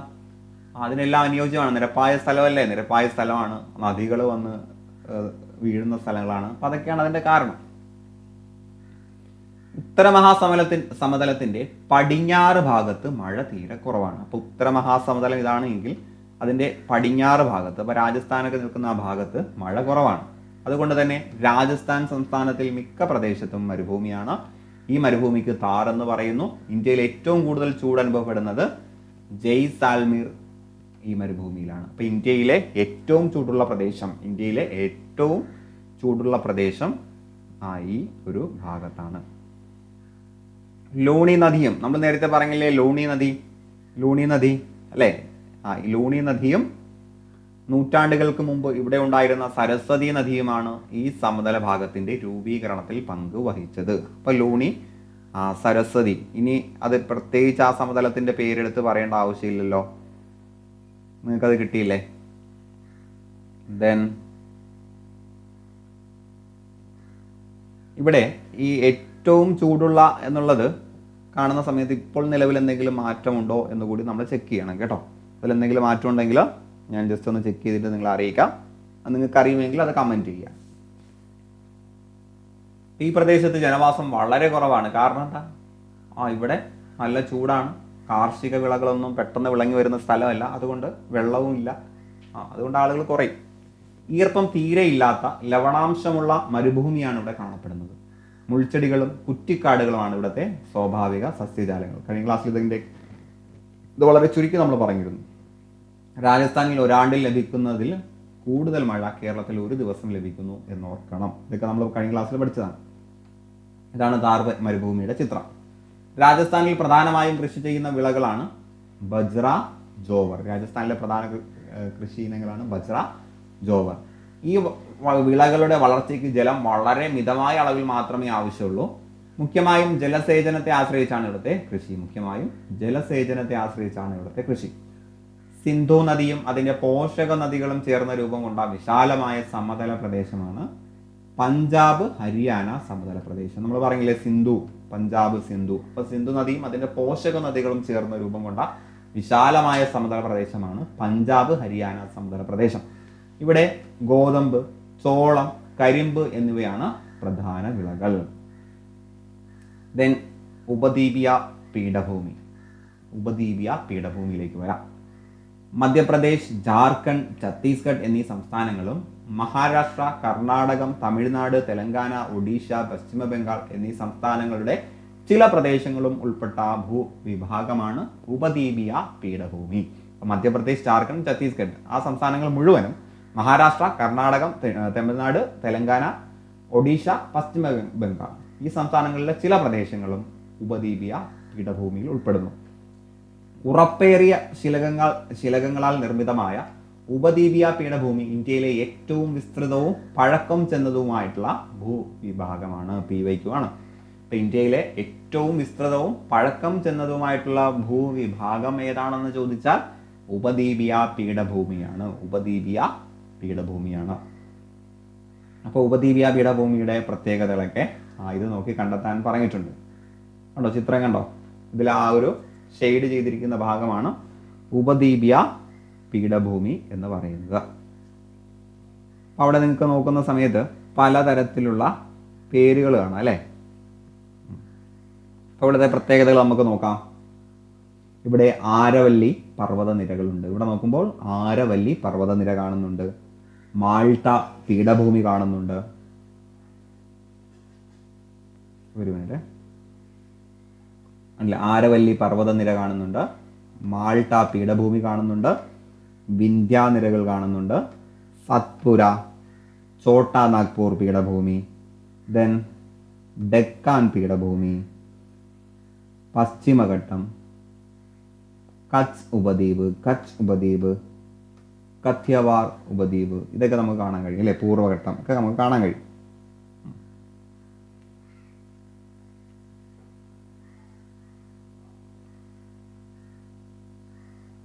നിമ്നോന്നതികൾ നിറഞ്ഞ ഈ ഭൂവിഭാഗത്തിൽ അതിൻ്റെ വിസ്തൃതി ഏകദേശം 15 ലക്ഷം ചതുരശ്ര കിലോമീറ്ററാണ്.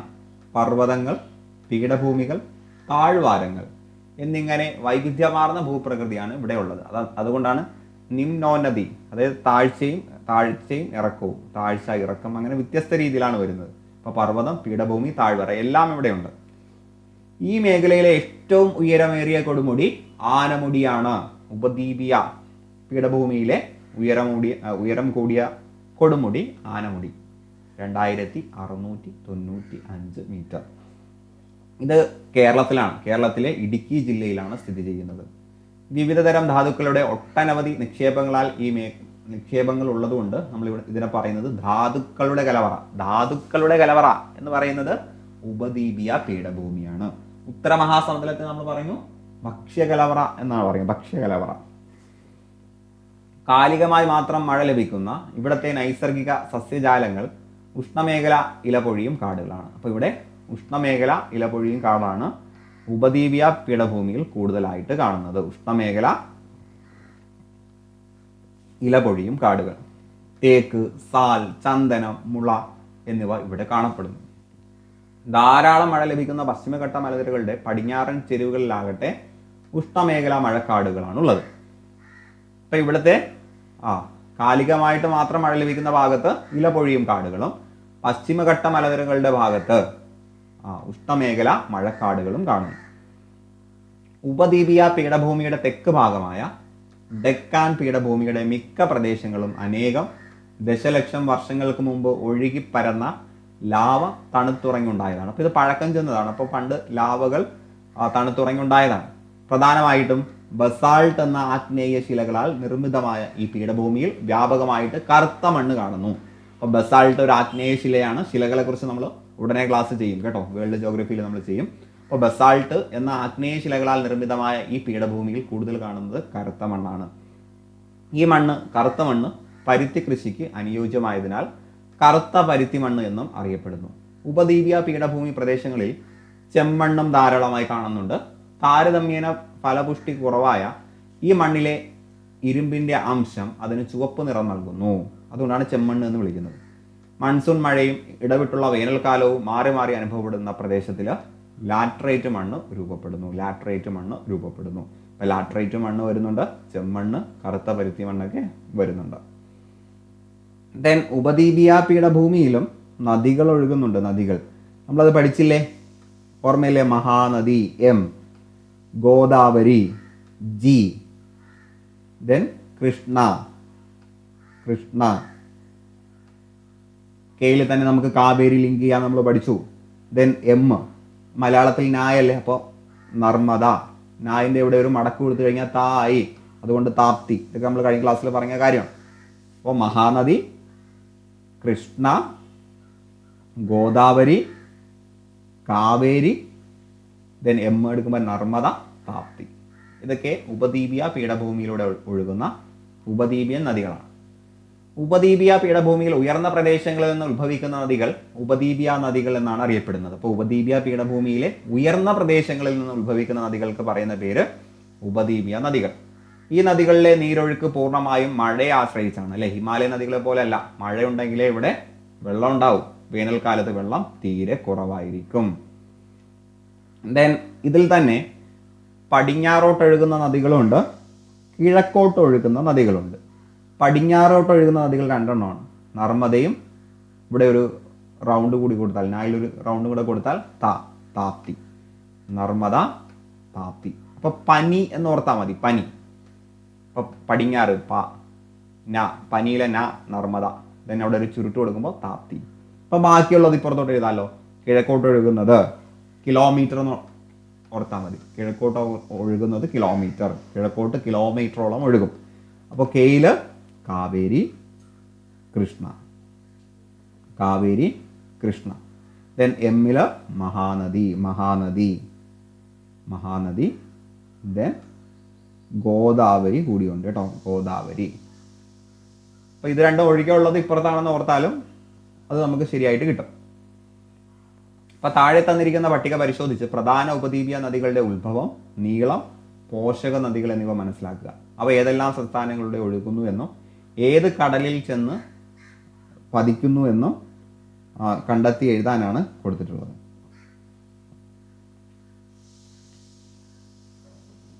ഓക്കെ അല്ലേ? അപ്പോൾ അത് നിങ്ങൾ കണ്ടെത്തി എഴുതില്ലേ? നിങ്ങളത് കണ്ടെത്തി എഴുതാൻ വേണ്ടി ശ്രമിക്കുക. നിങ്ങൾക്കത് കിട്ടിയില്ലെങ്കിൽ നിങ്ങൾ പറഞ്ഞാൽ ഞാൻ അത് ഷെയർ ചെയ്തേക്കാം.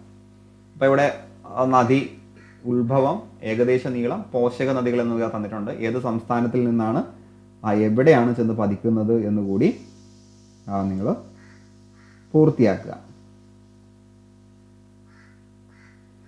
സോ ഇവിടെ മഹാനദി മൈക്കാല നിരകളിൽ നിന്നും, മധ്യപ്രദേശിലെ മൈക്കാല നിരകളിൽ നിന്നും ഉത്ഭവിക്കുന്നു. 857 കിലോമീറ്ററാണ് പോഷക നദികൾ.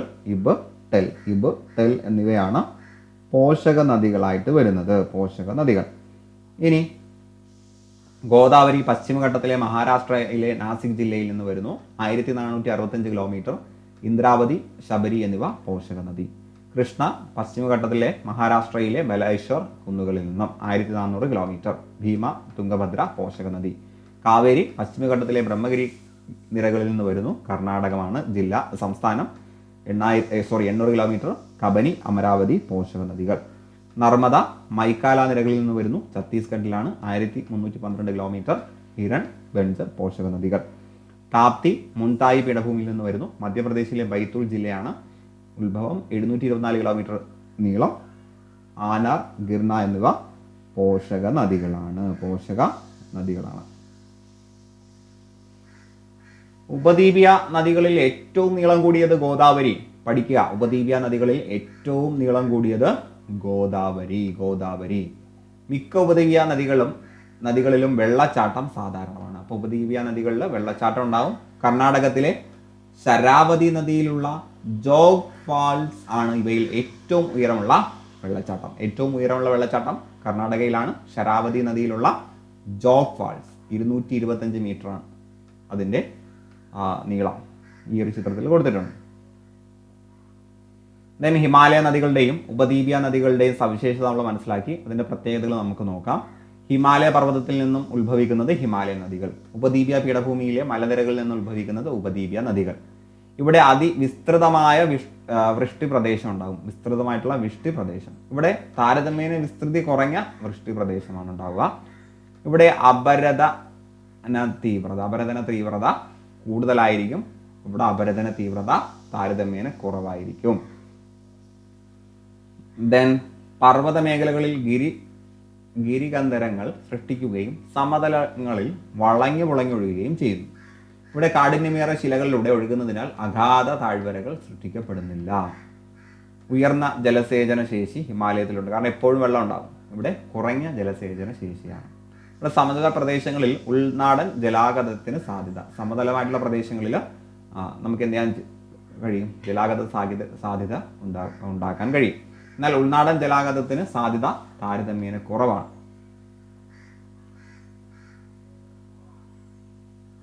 ദെൻ ഇന്ത്യയിലൂടെ ഒഴുകുന്ന നദികൾ, അത് ഏത് പ്രധാനപ്പെട്ട നഗരങ്ങളിലൂടെ ഒഴുകുന്നു? പണ്ടൊക്കെ സ്ഥിരം ചോദിച്ചിരുന്നൊരു ചോദ്യമാണ്. ഇപ്പം ന്യൂഡൽഹിയുടെ തീരത്ത് യമുനയാണ്. ദെൻ ആഗ്രയുടെ തീരത്ത് അവിടെയും യമുന തന്നെയാണ് വരുന്നത് കേട്ടോ. ദേവപ്രയാഗ് ഗംഗ, വാരണാസി ഗംഗ, പാറ്റ്ന ഗംഗ, ദെൻ തഞ്ചാവൂര് കാവേരി, കുടക് കാവേരി, ഗുവാഹത്തി ബ്രഹ്മപുത്ര, കൊൽക്കത്ത ഹൂഗ്ലി, ലുധിയാന ബിയാസ്, ശ്രീനഗർ സിന്ധു, അഹമ്മദാബാദ് ഗംഗ, വിജയവാഡ കൃഷ്ണ, തിരുച്ചിറപ്പള്ളി കാവേരി. അപ്പോൾ ഇതെല്ലാം ജസ്റ്റ് ഒന്ന് പഠിക്കുക. SCRT കൊടുത്തിട്ടുള്ളതാണ്. ഞാനത് ഗ്രൂപ്പിലേക്ക് ഇട്ടേക്കാം. അപ്പോൾ ജോഗ്രഫി ആയതുകൊണ്ട് നമുക്ക് കുറച്ച് ബോറിംഗ് ആയിട്ടുള്ളൊരു സബ്ജക്റ്റാണ് കേട്ടോ. അപ്പോൾ നിങ്ങൾ കുറച്ച് ബ്രേക്ക് എടുത്ത് മുറിച്ച് കേൾക്കുക. ദെൻ പീഠഭൂമിയിലെ ജീവിതം. പരുത്തി, പയർവർഗ്ഗങ്ങൾ, നിലക്കടല, കരിമ്പ്, ചോളം, റാഗി, മുളക് എന്നിവയാണ് ഈ പ്രദേശത്തെ പ്രധാന കാർഷിക വിളകൾ. ഇരുമ്പയിര്, കൽക്കരി, മാംഗനീസ്, ബോക്സൈറ്റ്, ചുണ്ണാമ്പുകല്ല് എന്നിവയാണ് ഇവിടുത്തെ പ്രധാന ധാതു വിഭവങ്ങൾ. കൃഷി, ഖനനം, ധാതു അധിഷ്ഠിത വ്യവസായങ്ങൾ എന്നിവ പ്രധാന തൊഴിൽ മേഖലകളാണ്. ഇപ്പോൾ മനോഹരമായിട്ടുള്ള കുറച്ച് പ്രകൃതി ദൃശ്യങ്ങളും അതുമായിട്ട് ബന്ധപ്പെട്ട് കൊടുത്തിട്ടുണ്ട്. ദെൻ ഇവിടെ ഫാക്ടറി കൊടുത്തിട്ടുണ്ട്. ദെൻ തീരപ്രദേശത്തിലേക്ക് വരാം. ജലഛായ ചിത്രങ്ങൾ പോലെ മനോഹരങ്ങളാണ് ഇന്ത്യയിലെ ഓരോ കടൽ തീരവും. ഈ സുന്ദര തീരങ്ങളിലൂടെ പശ്ചിമ ബംഗാളിൽ നിന്നും ഗുജറാത്ത് വരെ നിങ്ങൾ യാത്ര പോകുന്നു എന്ന് സങ്കല്പിക്കുക. അപ്പോൾ ഏതൊക്കെ സംസ്ഥാനങ്ങളിലൂടെ കടന്നു പോകാം? അപ്പോൾ തീരപ്രദേശം ഏതൊക്കെ സ്ഥലത്തുകൂടെ കടന്നു പോകുന്നു എന്നാണ് ചോദിച്ചിട്ടുള്ളത്. ഏതൊക്കെ പ്രദേശത്തിലൂടെയാണ് കടന്നു പോകുന്നത്? ജസ്റ്റ് ഒന്ന് കമന്റ് ചെയ്യുക കേട്ടോ. ഗുജറാത്തിലെ റാൻ ഓഫ് കച്ചിൽ തുടങ്ങി ഗംഗ ബ്രഹ്മപുത്ര ഡെൽറ്റ പ്രദേശം വരെ നീളുന്ന ഈ തീരപ്രദേശത്തിന് ഏകദേശം 6100 കിലോമീറ്റർ നീളമുണ്ട്. അപ്പോൾ ഗുജറാത്തിലെ റാൻ ഓഫ് കച്ചിൽ തുടങ്ങി ഗംഗ ബ്രഹ്മപുത്ര ഡെൽറ്റ പ്രദേശം വരെ നീണ്ടു നിൽക്കുന്ന തീരപ്രദേശത്തിന് ഏകദേശം 2100 കിലോമീറ്റർ നീളമാണുള്ളത്. ഇന്ത്യയുടെ തീരസമതലത്തെ നമുക്ക് രണ്ടായിട്ട് തിരിക്കാം. തീരസമതലങ്ങൾ, അവയുടെ സവിശേഷതകൾ എന്നിവ നമുക്ക് ഭൂപടം അനുസരിച്ച് നോക്കാം. അപ്പോൾ 2 രീതിയിൽ നമുക്ക് തീരസമതലത്തെ തിരിക്കാമെന്ന് പറഞ്ഞു. പടിഞ്ഞാറൻ തീരസമതലം, കിഴക്കൻ സമതലം. പടിഞ്ഞാറൻ സമതലം എന്ന് പറയുമ്പോൾ നമ്മുടെ ഭാഗത്തുള്ളതാണ് അല്ലേ. അറബിക്കടലിനും പശ്ചിമഘട്ടത്തിനും ഇടയിൽ ഇവിടെ വരുന്നതാണ്. അപ്പോൾ ഗുജറാത്ത് ഉൾപ്പെടെയാണ് കേട്ടോ. ഇത് മുതൽ ഇങ്ങോട്ട് വരുന്നു. ഗുജറാത്ത് തീരസമതലം, കൊങ്കൺ തീരസമതലം, മലബാർ തീരസമതലം, ഇങ്ങനെ 3ആയിട്ട് തിരിക്കാം. അപ്പോൾ ഇതിനെ നമുക്ക് 3ആയിട്ട് തിരിക്കാം. ഗുജറാത്ത്, കൊങ്കൺ, മലബാർ, ഇങ്ങനെ 3ആയിട്ട് തിരിക്കാം. ഇവിടെ കായലുകളും അഴിമുഖങ്ങളും കാണപ്പെടുന്നു. ഇനി കിഴക്കൻ തീരസമതലത്തിലേക്ക് വരുന്ന സമയത്ത് ബംഗാൾ ഉൾക്കടലിനും പൂർവ്വഘട്ടത്തിനും ഇടയിലാണ് വരുന്നത്. ഇവിടെ വീതി താരതമ്യേന കൂടുതലാണ് അല്ലേ. നിങ്ങൾ നോക്കുമ്പോൾ തന്നെ മനസ്സിലാവും ഇവിടെ വീതി കുറവാണ്, ഇവിടെ വീതി കൂടുതലാണ്. ഇവിടെ കോറാമണ്ഡൽ തീരസമതലം, വടക്കൻ സിർക്കാസ് തീരസമതലം എന്നിങ്ങനെ തിരിക്കാം. കോറമണ്ഡൽ തീരസമതലം, കോറമണ്ഡൽ സിർക്കാസ് ഈ ഭാഗത്താണ്. ഗുജറാത്ത്, കൊങ്കൺ, മലബാർ നമ്മുടെ ഭാഗത്താണ്. ഇവിടെ ഡെൽറ്റ രൂപീകരണം നടക്കുന്നു. തീരസമതലങ്ങളിലുടനീളം എക്കൽ മണ്ണിന്റെ സാന്നിധ്യമുണ്ട്. നെല്ല്, തെങ്ങ് തുടങ്ങിയ വിളകൾ ഈ മണ്ണിൽ വ്യാപകമായിട്ട് കൃഷി ചെയ്യുന്നു. ഈ തീരസമതലങ്ങളിലെ ജീവിതം. തീരപ്രദേശങ്ങളിലെ ജനങ്ങളുടെ പ്രധാന തൊഴിൽ മത്സ്യബന്ധനമാണ്. തീരസമതലങ്ങളിൽ വിനോദസഞ്ചാരത്തിനും ഏറെ സാധ്യതകളുണ്ട്. നെല്ല്, തെങ്ങ് എന്നിവ പടിഞ്ഞാറൻ തീരത്തെ പ്രധാന കാർഷിക വിളകളാണ്.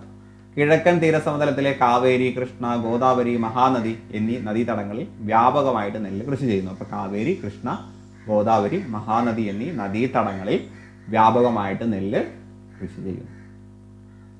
നമ്മുടെ ദ്വീപുകളിലേക്ക് വരാം. നമുക്ക് ഇന്ത്യക്ക് കുറേ ദ്വീപുകളുണ്ടല്ലേ. കുറേ എന്ന് വെച്ചാൽ ഒരുപാടല്ല, ഏതാനും ദ്വീപുകളുണ്ട്.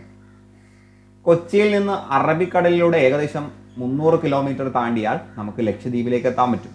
36 ദ്വീപുകളാണ് ഈ ഒരു ദ്വീപ സമൂഹത്തിലുള്ളത്. അപ്പോൾ ലക്ഷദ്വീപുകളിൽ 36 ദ്വീപ് സമൂഹങ്ങളാണ്. ഇവയിൽ ഏകദേശം 11 ദ്വീപുകളിൽ മാത്രമേ ജനവാസമുള്ളൂ. അപ്പോൾ ടോട്ടൽ 36, 11 മാത്രമാണ് ജനവാസമുള്ളത്. ബംഗാരം, കടമത്ത്, മിനിക്കോയി, കവരത്തി, അഗത്തി, ആന്ത്രോത്ത്, കൽപ്പേനി, അമിനി ദ്വീപ്, ചെത്ലാത്ത്, ബിത്ര, കിൽത്താൻ എന്നിവയാണ് പ്രധാന ദ്വീപുകൾ. കവരത്തിയാണ് ലക്ഷദ്വീപിന്റെ ആസ്ഥാനം. അപ്പോൾ ലക്ഷദ്വീപിന്റെ ആസ്ഥാനം കവരത്തിയാണ് കേട്ടോ. ലഗൂണുകളും മണൽ തീരങ്ങളും പവിഴപ്പുറ്റുകളുമാണ് ലക്ഷദ്വീപ സമൂഹത്തിന്റെ പ്രത്യേകത. അപ്പം ലഗൂണ്, മണൽ തീരം, പവിഴപ്പുറ്റുകൾ. അപ്പം ഇതാണ് ലഗൂൺ. ഈ കാണുന്നതാണ് ലഗൂൺ. കൃഷി നാമമാത്രമായ ഇവിടെ സമുദ്രത്തെ ആശ്രയിച്ചാണ് മുഖ്യ ജനജീവിതം. മത്സ്യബന്ധനം, വിനോദസഞ്ചാരം എന്നിവയാണ് പ്രധാന വരുമാന മാർഗം. ഇതൊക്കെ നമ്മൾ പറഞ്ഞിട്ടുണ്ട് കഴിഞ്ഞ ക്ലാസ്സിൽ. ഇനി മറ്റൊരു ദ്വീപ് സമൂഹമുണ്ട്. ബംഗാൾ ഉൾക്കടലിൽ ഉള്ളൊരു ദ്വീപ സമൂഹം. ഏകദേശം 200 ദ്വീപുകൾ ഇവിടെയുണ്ട്. ആൻഡമാൻ ദ്വീപുകൾ, 19 ദ്വീപുകൾ ഉൾപ്പെടുന്ന നിക്കോബാർ. ഇപ്പോൾ 200 ദ്വീപുകൾ ഉൾപ്പെടുന്ന ആൻഡമാനും 19 ദ്വീപുകൾ ഉൾപ്പെടുന്ന നിക്കോബാർ ദ്വീപുകൾ. ഇതിനെ നമ്മൾ ആൻഡമാൻ നിക്കോബാർ ദ്വീപ് സമൂഹം എന്ന് പറയുന്നു. ഇതിൽ അധിക സ്ഥലങ്ങളിലും ജനവാസങ്ങളില്ല. മിക്കവയും നിബിഡ വനങ്ങളാണ്, വലിയ വനങ്ങളാണ്. ഇന്ത്യയിലെ ഏക അഗ്നിപർവ്വതം ഈ ദ്വീപ സമൂഹത്തിലെ ബാരൻ ദ്വീപിലാണ്. അപ്പോൾ ഇന്ത്യയിലെ ഏക അഗ്നിപർവ്വതം ആൻഡമാൻ നിക്കോബാറിലെ ബാരൻ ദ്വീപിലാണ്. പോർട്ട് ബ്ലെയർ ആണ് ഈ ദ്വീപ സമൂഹത്തിന്റെ തലസ്ഥാനം. പോർട്ട് ബ്ലെയർ. നിക്കോബാർ ദ്വീപുകളുടെ തെക്കേ അറ്റമായ ഇന്ദിര പോയിന്റ് ആണ് ഇന്ത്യയുടെ തെക്കേ അറ്റമായിട്ട് കണക്കാക്കുന്നത്. അപ്പോൾ നിക്കോബാർ ദ്വീപുകളുടെ തെക്കേ അറ്റമായിട്ടുള്ള ഇന്ദിരാ പോയിന്റ്, അതാണ് നമ്മുടെ ഇന്ത്യയുടെ തെക്കേ അറ്റം. ഓക്കെ അല്ലേ? ദെൻ ഉത്തരപർവ്വത മേഖല, ഉത്തര മഹാസമുദ്രം, ഉപദ്വീപീയ പീഠഭൂമി, തീരസമതലങ്ങൾ, ദ്വീപുകൾ എന്നിങ്ങനെ 5 ഭൂപ്രകൃതി വിഭാഗങ്ങളായി ഇന്ത്യയെ തരംതിരിക്കാമെന്നും ഈ വിഭാഗങ്ങൾ ഓരോന്നും എപ്രകാരമാണെന്ന് ഇന്ത്യയെ സ്വാധീനിക്കുന്നു എന്നും നമുക്ക് മനസ്സിലായി. ഇനി നമുക്ക് ഇന്ത്യയുടെ കാലാവസ്ഥയും കൂടി പറഞ്ഞിട്ട് ക്ലാസ് വൈൻഡപ്പ് ചെയ്യാം. ഇന്ത്യയുടെ വിവിധ പ്രദേശങ്ങളിൽ നിന്നുള്ള കുട്ടികളുടെ സംഭാഷണം ശ്രദ്ധിക്കാൻ പറയുകയാണ്. കേരളത്തിൽ ജൂൺ 15 കുട്ടികൾ പറയാണ്, ഇന്ന് വളരെ കനത്ത മഴ ലഭിച്ചു. മഴ മാപിനി എന്ന ഉപകരണം ഉപയോഗിച്ച് ഞങ്ങൾ മഴ അളന്ന് സ്കൂൾ നോട്ടീസ് ബോർഡിൽ പ്രദർശിപ്പിച്ചു. ഇനി മെയ് 10 രാജസ്ഥാനിലൊരു കുട്ടി പറയുകയാണ്, ഇവിടെ വരൾച്ചയാണ്, കടുത്ത വരൾച്ച, കുടിവെള്ളത്തിന് പോലും ക്ഷാമം, ജൂണാണ് ഏറ്റവും ചൂടേറിയ മാസം. ഇവിടെ ജൂണിലാണ് മഴയെക്കുറിച്ച് പറഞ്ഞത്, ഇവിടെ അതേ ജൂണിൽ ചൂടിനെ കുറിച്ച് പറയുകയാണ്. ദെൻ രാജസ്ഥാനിൽ ജനുവരിയിൽ പറയുകയാണ് ഒരു കുട്ടി, അതിശൈത്യമാണ് ഇവിടെ, സ്കൂളുകൾക്ക് 2 ദിവസം അവധി, സമുദ്രത്തിൽ നിന്നും ഏറെ അകലെ ആയതുകൊണ്ട് ആണ് ഇവിടെ ഇത്രയും ശൈത്യം. ജനുവരിയിൽ നല്ല ചൂട്. ദെൻ ചെന്നൈ ചിന്നസ്വാമി സ്റ്റേഡിയത്തിൽ നടക്കാനിരുന്ന ഏകദിന ക്രിക്കറ്റ് മഴ മൂലം നവംബറിൽ ആ മഴ മൂലം മാറ്റിവെച്ചു. ഞങ്ങൾ മത്സരം കാണാൻ ഒരുപാട് ആഗ്രഹിച്ചിരുന്നു. അപ്പോൾ വ്യത്യസ്ത സ്ഥലങ്ങളിൽ വ്യത്യസ്ത മാസങ്ങളിൽ കാലാവസ്ഥയിൽ വ്യത്യാസം വരുന്നു അല്ലേ? ഇന്ത്യയിൽ എല്ലായിടത്തും എപ്പോഴും കാലാവസ്ഥ ഒരുപോലെ അല്ല അനുഭവപ്പെടുന്നത് നമുക്ക് മനസ്സിലാക്കാം. ഭൂപ്രകൃതിയിലെ വൈവിധ്യം പോലെ തന്നെ കാലാവസ്ഥയിലും വൈവിധ്യമുണ്ട്. എന്തുകൊണ്ടാണ് കാലാവസ്ഥയിലെ പ്രാദേശിക വൈവിധ്യം? അതിനെന്തൊക്കെ സ്വാധീനിക്കുന്നു? ഇപ്പോൾ കാലാവസ്ഥയെ സ്വാധീനിക്കുന്ന ഘടകങ്ങൾ അക്ഷാംശീയ സ്ഥാനം, ഭൂപ്രകൃതി, സമുദ്ര സാമീപ്യം. ഇവിടെ പറഞ്ഞില്ലേ സമുദ്രത്തിൽ നിന്നാകുന്നത് കൊണ്ടാണ്, സമുദ്രനിരപ്പിൽ നിന്നുള്ള ഉയരം. അപ്പോൾ ഉയരം, സമുദ്ര സാമീപ്യം, ഭൂപ്രകൃതി, അക്ഷാംശീയ സ്ഥാനം, ഇതെല്ലാം നമ്മുടെ കാലാവസ്ഥയെ സ്വാധീനിക്കുന്നു. ഇന്ത്യയിലെ ഋതുക്കളെ നമുക്ക് 4ആയിട്ട് തിരിക്കാം. ശൈത്യം, ഉഷ്ണം, തെക്ക് പടിഞ്ഞാറൻ മൺസൂൺ, മൺസൂണിൻ്റെ പിൻവാങ്ങൽ കാലം. നമ്മൾ കഴിഞ്ഞ ക്ലാസ്സിൽ പറഞ്ഞു. അപ്പോൾ ശൈത്യകാലം ഡിസംബർ, ജനുവരി, ഫെബ്രുവരി മാസത്തിലാണ്. ഡിസംബർ മുതൽ ഫെബ്രുവരി വരെ അല്ലേ? ഡിസംബറിലല്ലേ നമുക്ക് തണുപ്പ് കാലം വരുന്നേ. ഇപ്പോൾ ഇവിടെ ചിത്രം ശ്രദ്ധിച്ചില്ലേ? ഉത്തരേന്ത്യയിൽ നിന്നുള്ള ചില ശൈത്യകാല ദൃശ്യങ്ങളാണ്. പത്രങ്ങളിൽ മറ്റും നിങ്ങൾ ഇത് കണ്ടിട്ടുണ്ടാവും. സൂര്യൻ്റെ ദക്ഷിണായന കാലത്താണ് ഇന്ത്യയിൽ ശൈത്യകാലം അനുഭവപ്പെടുന്നത്. അപ്പോൾ സൂര്യൻ ദക്ഷിണ ഭാഗത്ത് വരുന്ന സമയത്താണ് ഇന്ത്യയിൽ ശൈത്യകാലം അനുഭവപ്പെടുന്നത്. പഠിച്ചു വെക്കുക. സൂര്യൻ ദക്ഷിണ ഭാഗത്തേക്ക് പോകുന്ന സമയത്താണ് ഇന്ത്യയിൽ ശൈത്യം അനുഭവപ്പെടുന്നത്. ഈ കാലയളവിൽ ഇന്ത്യയിൽ പല ഭാഗങ്ങളിലും കനത്ത മൂടൽ മഞ്ഞും ഹിമാലയത്തിൻ്റെ താഴ്വരകളിൽ മഞ്ഞ് വീഴ്ചയും ഉണ്ടാകാറുണ്ട്. അപ്പോൾ ഈ സമയത്ത് പല ഭാഗത്തും കനത്ത മഞ്ഞ് വീഴ്ചകളാണ് ഉണ്ടാകുന്നത്. ഓക്കെ അല്ലേ? ദെൻ ജനുവരിയിൽ ഇന്ത്യയിലെ വ്യത്യസ്ത പ്രദേശങ്ങളിൽ അനുഭവപ്പെടുന്ന ശരാശരി പകൽ ചൂടിൻ്റെ അളവാണ് ഭൂപടത്തിൽ കൊടുത്തിട്ടുള്ളത്. ഇവിടെ നോക്കൂ, 13 ഡിഗ്രി സെൽഷ്യസ്. ഇവിടെ വരുമ്പോൾ 20 ഡിഗ്രി സെൽഷ്യസ്, ഇവിടെ 18 ഡിഗ്രി സെൽഷ്യസ്, ഇവിടെ 21 ഡിഗ്രി സെൽഷ്യസ്, ഇവിടെ 24 ഡിഗ്രി സെൽഷ്യസ്, ഇവിടെ 26.5 ഡിഗ്രി സെൽഷ്യസ്. അപ്പോൾ ഇവിടെ ചൂട് കൂടുന്നു, അവിടെ ചൂട് കുറയുന്നു അല്ലേ? സോ നമുക്ക് നോക്കാം. താപനില തെക്ക് നിന്ന് വടക്കോട്ട് കുറഞ്ഞു വരുന്നു അല്ലേ? തെക്ക് നിന്ന് വടക്കോട്ട് പോകും തോറും താപനില കുറയുകയാണ്. എന്തുകൊണ്ടാണ് ഇങ്ങനെ സംഭവിക്കുന്നത്? തെക്ക് നിന്ന് വടക്കോട്ട് പോകുന്ന സമയത്ത് താപനില കുറയാനുള്ള കാരണം നമുക്ക് നോക്കാം. ശൈത്യകാലത്ത് ഉത്തരേന്ത്യയിൽ പകൽ സമയത്ത് മിതമായ ചൂടും രാത്രികാലങ്ങളിൽ ശൈത്യവും അനുഭവപ്പെടുന്നു. ഇപ്പോൾ പകൽ സമയത്ത് നല്ല ചൂടായിരിക്കും, എന്നാൽ രാത്രിയാവുമ്പോഴോ നല്ല തണുപ്പ് വരും. മണാലി, ഷിംല തുടങ്ങിയ ഉയർന്ന പ്രദേശങ്ങളിൽ ഇക്കാലത്ത് മഞ്ഞ് വീഴ്ച സർവ്വസാധാരണമാണ്. ഇപ്പോൾ മണാലി, ഷിംല തുടങ്ങിയ പ്രദേശങ്ങളിൽ മഞ്ഞ് വീഴ്ചയും ഉണ്ടാകും. പശ്ചിമ അസ്വസ്ഥത എന്ന പ്രതിഭാസം ശൈത്യകാലത്തിൽ മറ്റൊരു പ്രത്യേകതയാണ്. അപ്പോൾ ശൈത്യകാലത്തിലാണ് പശ്ചിമ അസ്വസ്ഥത ഉണ്ടാകുന്നത്. ശൈത്യകാലത്ത് മെഡിറ്ററേനിയൻ കടലിൽ രൂപം കൊള്ളുന്ന ശക്തമായ ന്യൂനമർദ്ദം ക്രമേണ കിഴക്കോട്ട് നീങ്ങി ഇന്ത്യയിലെത്തുന്നു. ഇത് ഉത്തര സമതല പ്രദേശങ്ങളിൽ, പ്രത്യേകിച്ച് പഞ്ചാബിൽ ശൈത്യകാല മഴ ലഭിക്കുന്നതിന് കാരണമാകുന്നു. ഈ മഴ ശൈത്യകാല വിളകൾക്ക് ഏറെ പ്രയോജനകരമാണ്. പശ്ചിമ അസ്വസ്ഥതയെ ഇന്ത്യയിൽ എത്തിക്കുന്നതിൽ ജെറ്റ് പ്രവാഹങ്ങൾക്ക് സുപ്രധാന പങ്കുണ്ട്. ട്രോപ്പോപാസിലൂടെയുള്ള അതിശക്തമായ വായുപ്രവാഹമാണ് ജെറ്റ് പ്രവാഹം. അപ്പം ജെറ്റ് പ്രവാഹത്തിലൂടെയാണ് പശ്ചിമ അസ്വസ്ഥത ഇന്ത്യയിലേക്ക് എത്തുന്നത്. പഠിച്ചു വെക്കുക. പശ്ചിമ അസ്വസ്ഥത എന്ന പ്രതിഭാസമാണ് ശൈത്യകാലത്തിൻ്റെ മറ്റൊരു പ്രത്യേകത. ഇത് രൂപപ്പെടുന്നത് മെഡിറ്ററേനിയൻ കടലിലാണ്. ജെറ്റ് പ്രവാഹത്തിലൂടെയാണ് ഇത് ഇന്ത്യയിലേക്ക് എത്തുന്നത്. ഇത്രയും കാര്യം തൽക്കാലം പഠിച്ചു വെക്കുക. നമുക്ക് വേൾഡ് ജോഗ്രഫി പഠിക്കുന്ന സമയത്ത് ഈ പ്രവാഹങ്ങളെക്കുറിച്ച്, ജെറ്റ് പ്രവാഹം എന്താണെന്നൊക്കെ അവിടെ നമ്മൾ ഡീറ്റെയിൽ ആയിട്ട് പറയുന്നത്. സോ ശൈത്യകാലം കഴിഞ്ഞു. ഇനി ഉഷ്ണകാലം അഥവാ ചൂട് കാലമാണ് ഉഷ്ണകാലം എന്ന് പറയുക, അല്ലേ? ഇന്ത്യയിലെ വിവിധ പ്രദേശങ്ങളിൽ നിന്നുള്ള ഉഷ്ണകാലത്തെ ചിത്രങ്ങളാണിവ. മെയ് മാസത്തിലെ ഊഷ്മാവിൻ്റെ വിതരണക്രമം ഭൂപടം പരിശോധിച്ച് കണ്ടെത്താൻ പറഞ്ഞിട്ടുണ്ട്. നമ്മൾ നേരത്തെ നോക്കിയില്ലേ? അപ്പോൾ തീരപ്രദേശങ്ങളെ അപേക്ഷിച്ച് ഉത്തരേന്ത്യയിൽ ഊഷ്മാവ് വളരെ കൂടുതലാണല്ലോ. അതുകൊണ്ട് എന്തുകൊണ്ടാണ് ഇങ്ങനെ സംഭവിക്കുന്നത്?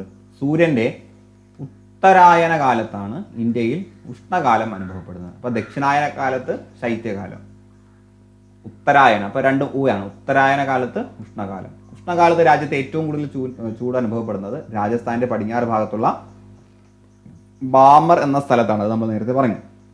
ഇക്കാലയളവിൽ വീശുന്ന ചില പ്രാദേശിക വാദങ്ങളാണ് ലൂ, മാംഗോ ഷവേഴ്സ്. അപ്പോൾ ഉഷ്ണകാലത്താണ് ലൂവും മാംഗോ ഷവേഴ്സ്. ഇതൊക്കെ നമ്മൾ കഴിഞ്ഞ ക്ലാസ്സിൽ പഠിച്ചിട്ടുണ്ട്.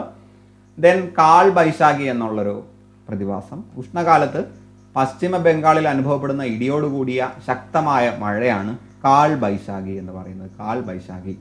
അലറുന്ന കാറ്റും ആലിപ്പഴ വീഴ്ചയും ഇതിൻ്റെ സവിശേഷതയാണ്. PYQ ആണ് കേട്ടോ. കാൽ ബൈശാഖി എവിടെയാണ് അനുഭവപ്പെടുന്നത്? പശ്ചിമ ബംഗാൾ, വെസ്റ്റ് ബംഗാളിലാണ്. അലറുന്ന കാറ്റും ആലിപ്പഴ വീഴ്ചയും ഇതിൻ്റെ സവിശേഷതയാണ്.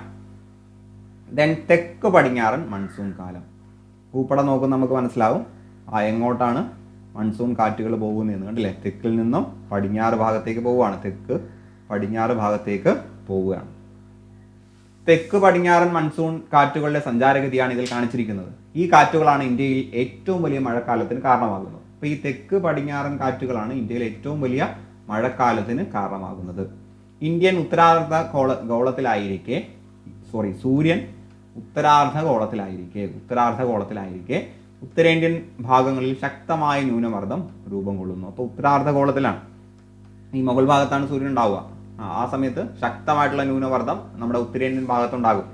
ഇന്ത്യൻ സമുദ്രത്തിന് മുകളിൽ താരതമ്യേന ഉയർന്ന മർദ്ദം നിലനിൽക്കുന്നതിനാൽ ഇത് തെക്ക് നിന്ന് വടക്കോട്ട്, അതായത് ഇന്ത്യൻ സമുദ്രത്തിൽ നിന്നും ഇന്ത്യൻ ഉപഭൂഖണ്ഡത്തിലേക്ക് കാറ്റ് വീശാൻ ഇടയാകുന്നു. അപ്പോൾ സൂര്യൻ ഉത്തരഭാഗത്തുള്ളത് കൊണ്ടാണ് എന്ത് ചെയ്യുന്നത്? കാറ്റ് ഈ ഭാഗത്ത് നിന്ന് അറബിക്കടൽ, ഇന്ത്യൻ മഹാസമുദ്രത്തിൽ നിന്നും നേരെ പടിഞ്ഞാറ് ഭാഗത്തിലേക്ക് പോകുന്നത്. കോറിയോലിസ് പ്രഭാവത്താൽ ഈ കാറ്റുകൾ സഞ്ചാര ദിശയ്ക്ക് വലത്തോട്ട് തിരിയുന്നു. അപ്പോൾ കോറിയോസ് പ്രഭാവം എന്ന് പറഞ്ഞാൽ ഇങ്ങനെ കാറ്റിങ്ങനെ വലതുവശത്തേക്ക് തിരിഞ്ഞു പോകുന്നതിനാണ് കോറിയോലിസ് പ്രഭാവം. പഠിച്ചു വെക്കുക. കോറിയോലിസ് പ്രഭാവം എന്ന് പറഞ്ഞാൽ കാറ്റിന് ഒരു ചരിവുണ്ടാവും, ഇങ്ങനെ ഒരു ചരിവുണ്ടാവും. അതാണ് കോറിയോലിസ് പ്രഭാവം എന്ന് പറയുന്നത്. അപ്പോൾ കോറിയോലിസ് പ്രഭാവത്താൽ ഈ കാറ്റുകൾ സഞ്ചാര ദിശയ്ക്ക് വലത്തോട്ട് തിരിയുന്നതിനാൽ തെക്ക് പടിഞ്ഞാറൻ കാറ്റുകളായി ഇന്ത്യയിൽ എത്തിച്ചേരുന്നു. തെക്ക് പടിഞ്ഞാറൻ കാറ്റുകളായിട്ട് ഇന്ത്യയിൽ എത്തിച്ചേരുന്നു. ഓക്കെ അല്ലേ? ഇനി അടുത്ത മഴക്കാലത്തിൻ്റെ കുറച്ച് ചിത്രങ്ങൾ കൊടുത്തിരിക്കുന്നുണ്ടല്ലേ? ജൂൺ, ജൂലൈ, ഓഗസ്റ്റ്, സെപ്റ്റംബർ മാസമാണ് ഇവിടുത്തെ മഴക്കാലം എന്ന് പറയുന്നത്. ഇന്ത്യൻ ഉപദ്വീപിൻ്റെ സവിശേഷ ആകൃതി കാരണം തെക്ക് പടിഞ്ഞാറൻ മൺസൂൺ കാറ്റ് 2 ശാഖകളായി പിരിഞ്ഞ് കരയിലേക്ക് പ്രവേശിക്കുന്നു. അപ്പോൾ 2 ശാഖകളായിട്ട്, ഒന്ന് അറബിക്കടൽ ശാഖ, ബംഗാൾ ഉൾക്കടൽ ശാഖ. ജൂൺ ആരംഭത്തോടെ കേരള തീരത്തിലെത്തുന്ന അറബിക്കടൽ ശാഖ കേരളത്തിൽ വ്യാപകമായി മഴ നൽകുന്നു. തുടർന്ന് കർണാടകം, ഗോവ, മഹാരാഷ്ട്ര, ഗുജറാത്ത് എന്നീ സംസ്ഥാനങ്ങളുടെ പടിഞ്ഞാറൻ ഭാഗങ്ങളിലേക്ക് കടക്കുകയും അവിടെ കനത്ത മഴയ്ക്ക് കാരണമാവുകയും ചെയ്യും. ഗുജറാത്തിലൂടെ രാജസ്ഥാനിലേക്ക് പ്രവേശിക്കുന്ന ഈ മൺസൂൺ ശാഖ ആരവല്ലി പർവ്വതനിരയ്ക്ക് സമാന്തരമായി കടന്നു പോകുന്നതിനാൽ രാജസ്ഥാനിൽ വിരളമായിട്ട് മാത്രമേ മഴ ലഭിക്കാറുള്ളൂ. ഇനി ബംഗാൾ ഉൾക്കടലിൽ നിന്ന് കൂടുതൽ ഈർപ്പം ആഗിരണം ചെയ്ത് മുന്നേറുന്ന ബംഗാൾ ഉൾക്കടൽ ശാഖ സുന്ദരവനം ഡെൽറ്റ പിന്നിട്ട് പശ്ചിമ ബംഗാളിൽ പ്രവേശിക്കുകയും 2ആയി പിരിയുകയും ചെയ്യും. അപ്പോൾ ബംഗാൾ ഉൾക്കടൽ ശാഖ വീണ്ടും 2ആയിട്ട് പിരിയുന്നു. ഒരു ശാഖ ബ്രഹ്മപുത്ര സമതലത്തിലൂടെ വടക്ക് കിഴക്കൻ സംസ്ഥാനങ്ങളിലെത്തി വൻതോതിൽ മഴയ്ക്ക് കാരണമാകും. ദെൻ ബംഗാൾ മേഖലയിലൂടെ ഗംഗാ സമതലത്തിലേക്ക് പ്രവേശിക്കുന്ന 2ാമത്തെ ശാഖ പശ്ചിമ ബംഗാൾ, ബീഹാർ, ഉത്തർപ്രദേശ് തുടങ്ങിയ സംസ്ഥാനങ്ങളിൽ മഴ നൽകുന്നു. അപ്പോൾ 2 ശാഖകൾ. ഒന്നാമത്തെ ശാഖ വടക്ക് കിഴക്കൻ സംസ്ഥാനങ്ങളിൽ എത്തിച്ചേർന്ന് വലിയ മഴ നൽകുന്നു. രണ്ടാമത്തെ ശാഖ പശ്ചിമ ബംഗാൾ, ബീഹാർ, ഉത്തർപ്രദേശ് എന്നീ സംസ്ഥാനങ്ങളിൽ മഴ നൽകുന്നു. നിങ്ങൾക്ക് കുറച്ച് ടഫായിരിക്കുമെന്ന് എനിക്കറിയാം. ജസ്റ്റ് നിങ്ങൾ റിപ്പീറ്റ് ചെയ്ത് കണ്ടത് മനസ്സിലാക്കുന്നതാണ് നല്ലത്. ദെൻ പഞ്ചാബ് സമതലത്തിൽ വെച്ച് അറബിക്കടൽ ശാഖയുമായി കൂട്ടിച്ചേർന്ന് വടക്കോട്ട് നീങ്ങുന്ന ഈ മൺസൂൺ കാറ്റുകൾ ഹിമാലയത്തിന്റെ അടിവാര മേഖലകളിൽ കനത്ത മഴ നൽകുന്നു. ഇനി മൺസൂണിന്റെ പിൻവാങ്ങൽ കാലമാണ്. സെപ്റ്റംബർ പിന്നിടുന്നതോടെ സൂര്യൻ ദക്ഷിണാർദ്ധഗോളത്തിലേക്ക് അയനം ചെയ്യുന്നതിനാൽ ഇന്ത്യയുടെ ഉത്തര സമതല പ്രദേശത്ത് കനത്ത ഉച്ചമർദ്ദം രൂപപ്പെടുന്നു. ഇന്ത്യൻ മഹാസമുദ്രത്തിന് മുകളിൽ താരതമ്യേന കുറഞ്ഞ മർദ്ദം ആയതിനാൽ ഇന്ത്യയുടെ വടക്ക് ഭാഗത്ത് നിന്ന് ഇന്ത്യൻ മഹാസമുദ്രത്തിലേക്കാണ് കാറ്റ് വീശുന്നത്. അപ്പോൾ വടക്ക് ഭാഗത്ത് നിന്ന് ഇന്ത്യൻ മഹാസമുദ്രത്തിലേക്ക്, നേരത്തെ പറഞ്ഞതിൻ്റെ നേരെ ഓപ്പോസിറ്റ്, ഇവിടെ വടക്ക് ഭാഗത്ത് നിന്ന് ഇന്ത്യൻ മഹാസമുദ്രത്തിലേക്ക് കാറ്റ് വീശുന്നു. അപ്പോൾ വടക്ക് കിഴക്കൻ മൺസൂൺ കാറ്റുകൾ എന്ന് വിളിക്കുന്ന ഈ കാറ്റുകൾ വരണ്ട കാറ്റുകളായതിനാൽ ഇത് ഇന്ത്യയിൽ പൊതുവെ മഴയുണ്ടാക്കില്ല. അപ്പോൾ വടക്ക് കിഴക്കൻ കാറ്റുകൾ എന്ന് പറയുമ്പോൾ കുറച്ച് വരണ്ട കാറ്റുകളാണ്, അതുകൊണ്ടാണ് മഴ ഉണ്ടാക്കാത്തത്. വടക്ക് കിഴക്കൻ മൺസൂൺ കാലം എന്ന് വിശേഷിപ്പിക്കുന്ന ഈ കാലം വാസ്തവത്തിൽ മഴക്കാലത്തിനും ശൈത്യകാലത്തിനും ഇടയിലുള്ള ഒരു ഇടവേളയാണ്. മഴക്കാലവും ഇനി വരാൻ പോകുന്ന ശൈത്യകാലത്തിനും ഇടയിലുള്ള ഒരു ഇടവേളയാണ് ഈ ഒരു വടക്ക് കിഴക്കൻ മൺസൂൺ കാലം. ഒക്ടോബർ നവംബർ മാസങ്ങളിലായി ഇന്ത്യ ഒട്ടാകെ അനുഭവപ്പെടുന്ന ഉയർന്ന ഊഷ്മാവും ആർദ്രതയും പകൽ സമയങ്ങളെ ദുസ്സഹമാക്കുന്നു. അപ്പോൾ പകൽ സമയം നല്ല ചൂടും കാര്യങ്ങളൊക്കെ ആയിരിക്കും. ഈ പ്രതിഭാസത്തെ ഒക്ടോബർ ചൂട് എന്ന പേരിൽ അറിയപ്പെടുന്നു. ബംഗാൾ ഉൾക്കടലിലെ ന്യൂനമർദ്ദത്താൽ ആകർഷിക്കപ്പെട്ട് കരയിൽ നിന്ന് കടലിലേക്ക് നീങ്ങുന്ന കാറ്റുകൾ ബംഗാൾ ഉൾക്കടലിൽ നിന്ന് ഈർപ്പം ആഗിരണം ചെയ്ത് വടക്ക് കിഴക്ക് തെക്ക് പടിഞ്ഞാറ് ദിശയിൽ നീങ്ങുന്ന കാരണത്താൽ ഇന്ത്യയുടെ കോറാമണ്ഡൽ തീരത്ത്, പ്രത്യേകിച്ച് തമിഴ്നാട് തീരത്ത് കനത്ത മഴ കാരണമാകും. ഇങ്ങനെ പഠിച്ചിരുന്നാൽ മതി. ഈ ഒരു വടക്ക് കിഴക്കൻ മൺസൂൺ കാലത്ത് തമിഴ്നാട് തീരത്ത് എന്ത് ചെയ്യും? നല്ല മഴ കിട്ടും. ഇതാണ് തമിഴ്നാടിൻ്റെ പ്രധാന മഴക്കാലം. കേരളം, കർണാടകത്തിൻ്റെ ചില ഭാഗങ്ങളിലും വടക്ക് കിഴക്കൻ മൺസൂൺ മഴ കിട്ടാറുണ്ട്. അപ്പോൾ വടക്ക് കിഴക്കൻ മൺസൂൺ മഴ കിട്ടുന്നത് തമിഴ്നാട്ടിലാണ് പ്രധാനമായിട്ടെന്ന് പഠിച്ചു വെക്കുക. ദെൻ ഇന്ത്യയിലെ മഴയുടെ വിതരണം. ഇന്ത്യയിൽ ലഭിക്കുന്ന മഴയെക്കുറിച്ചുള്ള കുറച്ച് ചോദ്യങ്ങളും മറ്റും കൊടുത്തിട്ടുണ്ട്. 200 സെൻറ്റിമീറ്ററിന് മുകളിൽ മഴ ലഭിക്കുന്ന പ്രദേശം കേരളം, 60 സെൻറ്റിമീറ്ററിൽ താഴെ രാജസ്ഥാൻ. മഴയുടെ വിതരണത്തിലുള്ള ഈ അസന്തുലിതാവസ്ഥയ്ക്ക് കാരണം ഭൂപ്രകൃതി, സമുദ്രനിരപ്പിലെ ഉയരം, അങ്ങനെ കുറച്ച് കാര്യങ്ങളൊക്കെ നമ്മൾ നേരത്തെ പറയും. സോ ഇന്ത്യയിലെ മഴ വിതരണത്തെക്കുറിച്ച് കൂടി പറയാം നമുക്ക്. വൈവിധ്യങ്ങളുടെ ഇന്ത്യ എന്ന തലക്കെട്ടിൽ അനർത്ഥമാക്കുന്നത് ഇന്ത്യയിലെ ഓരോ ഭൂമിശാസ്ത്ര സവിശേഷതയും ഭൂപ്രകൃതി, കാലാവസ്ഥ, ജീവിത രീതി, സംസ്കാരം, സസ്യജന്തുജാലങ്ങൾ, പ്രകൃതി വിഭവങ്ങൾ എന്നിങ്ങനെ എല്ലാ മേഖലകളിലും വൈവിധ്യങ്ങളുണ്ട്. ഈ വൈവിധ്യങ്ങളാണ് ഇന്ത്യയുടെ സമൃദ്ധിക്ക് അടിസ്ഥാനം. ഈ വൈവിധ്യങ്ങളുടെ സംരക്ഷണം നമ്മുടെ കടമയാണ്. സോ ഇതിൽ കുറേ ചോദ്യങ്ങൾ നിങ്ങളുടെ മനസ്സിൽ വരുന്നുണ്ടാവും. അതൊക്കെ ഞാൻ ടെലഗ്രാമിലൂടെ നിങ്ങൾക്ക് ക്ലിയർ ചെയ്ത് തരാം. ടെലഗ്രാമിൽ ഞാൻ നോട്ട്സും മറ്റു കാര്യങ്ങളൊക്കെ ഷെയർ ചെയ്ത് തരാം. ക്ലാസ് കുറച്ച് ലെങ്തി ആയെന്നറിയാം, പല തവണയായിട്ട് കേട്ട് മനസ്സിലാക്കുക. സോ ഇനി ഒരു ക്ലാസ് കൂടി ചെയ്യുമ്പോൾ ഇന്ത്യൻ ജോഗ്രഫി കംപ്ലീറ്റ് ചെയ്യും. പിന്നീട് വേൾഡ് ജോഗ്രഫി നമ്മൾ ചെയ്യുന്നതാണ്. വേൾഡ് ജോഗ്രഫി കൂടി പഠിച്ചു കഴിയുമ്പോൾ നിങ്ങൾക്ക് ജോഗ്രഫിയിലെ പല കാര്യങ്ങളും കുറച്ചുകൂടി ഒന്ന് ക്ലിയർ ആവും. സോ നന്നായിട്ട് പഠിക്കുക. എത്രയും പെട്ടെന്ന് നിങ്ങൾ ആഗ്രഹിക്കുന്ന ജോലിയിലേക്ക് എത്തിപ്പെടാൻ കഴിയട്ടെ എന്ന് ആശംസിച്ചുകൊണ്ട് ഞാൻ നിർത്തുകയാണ്. ഏവർക്കും വിദ്യാശംസകൾ.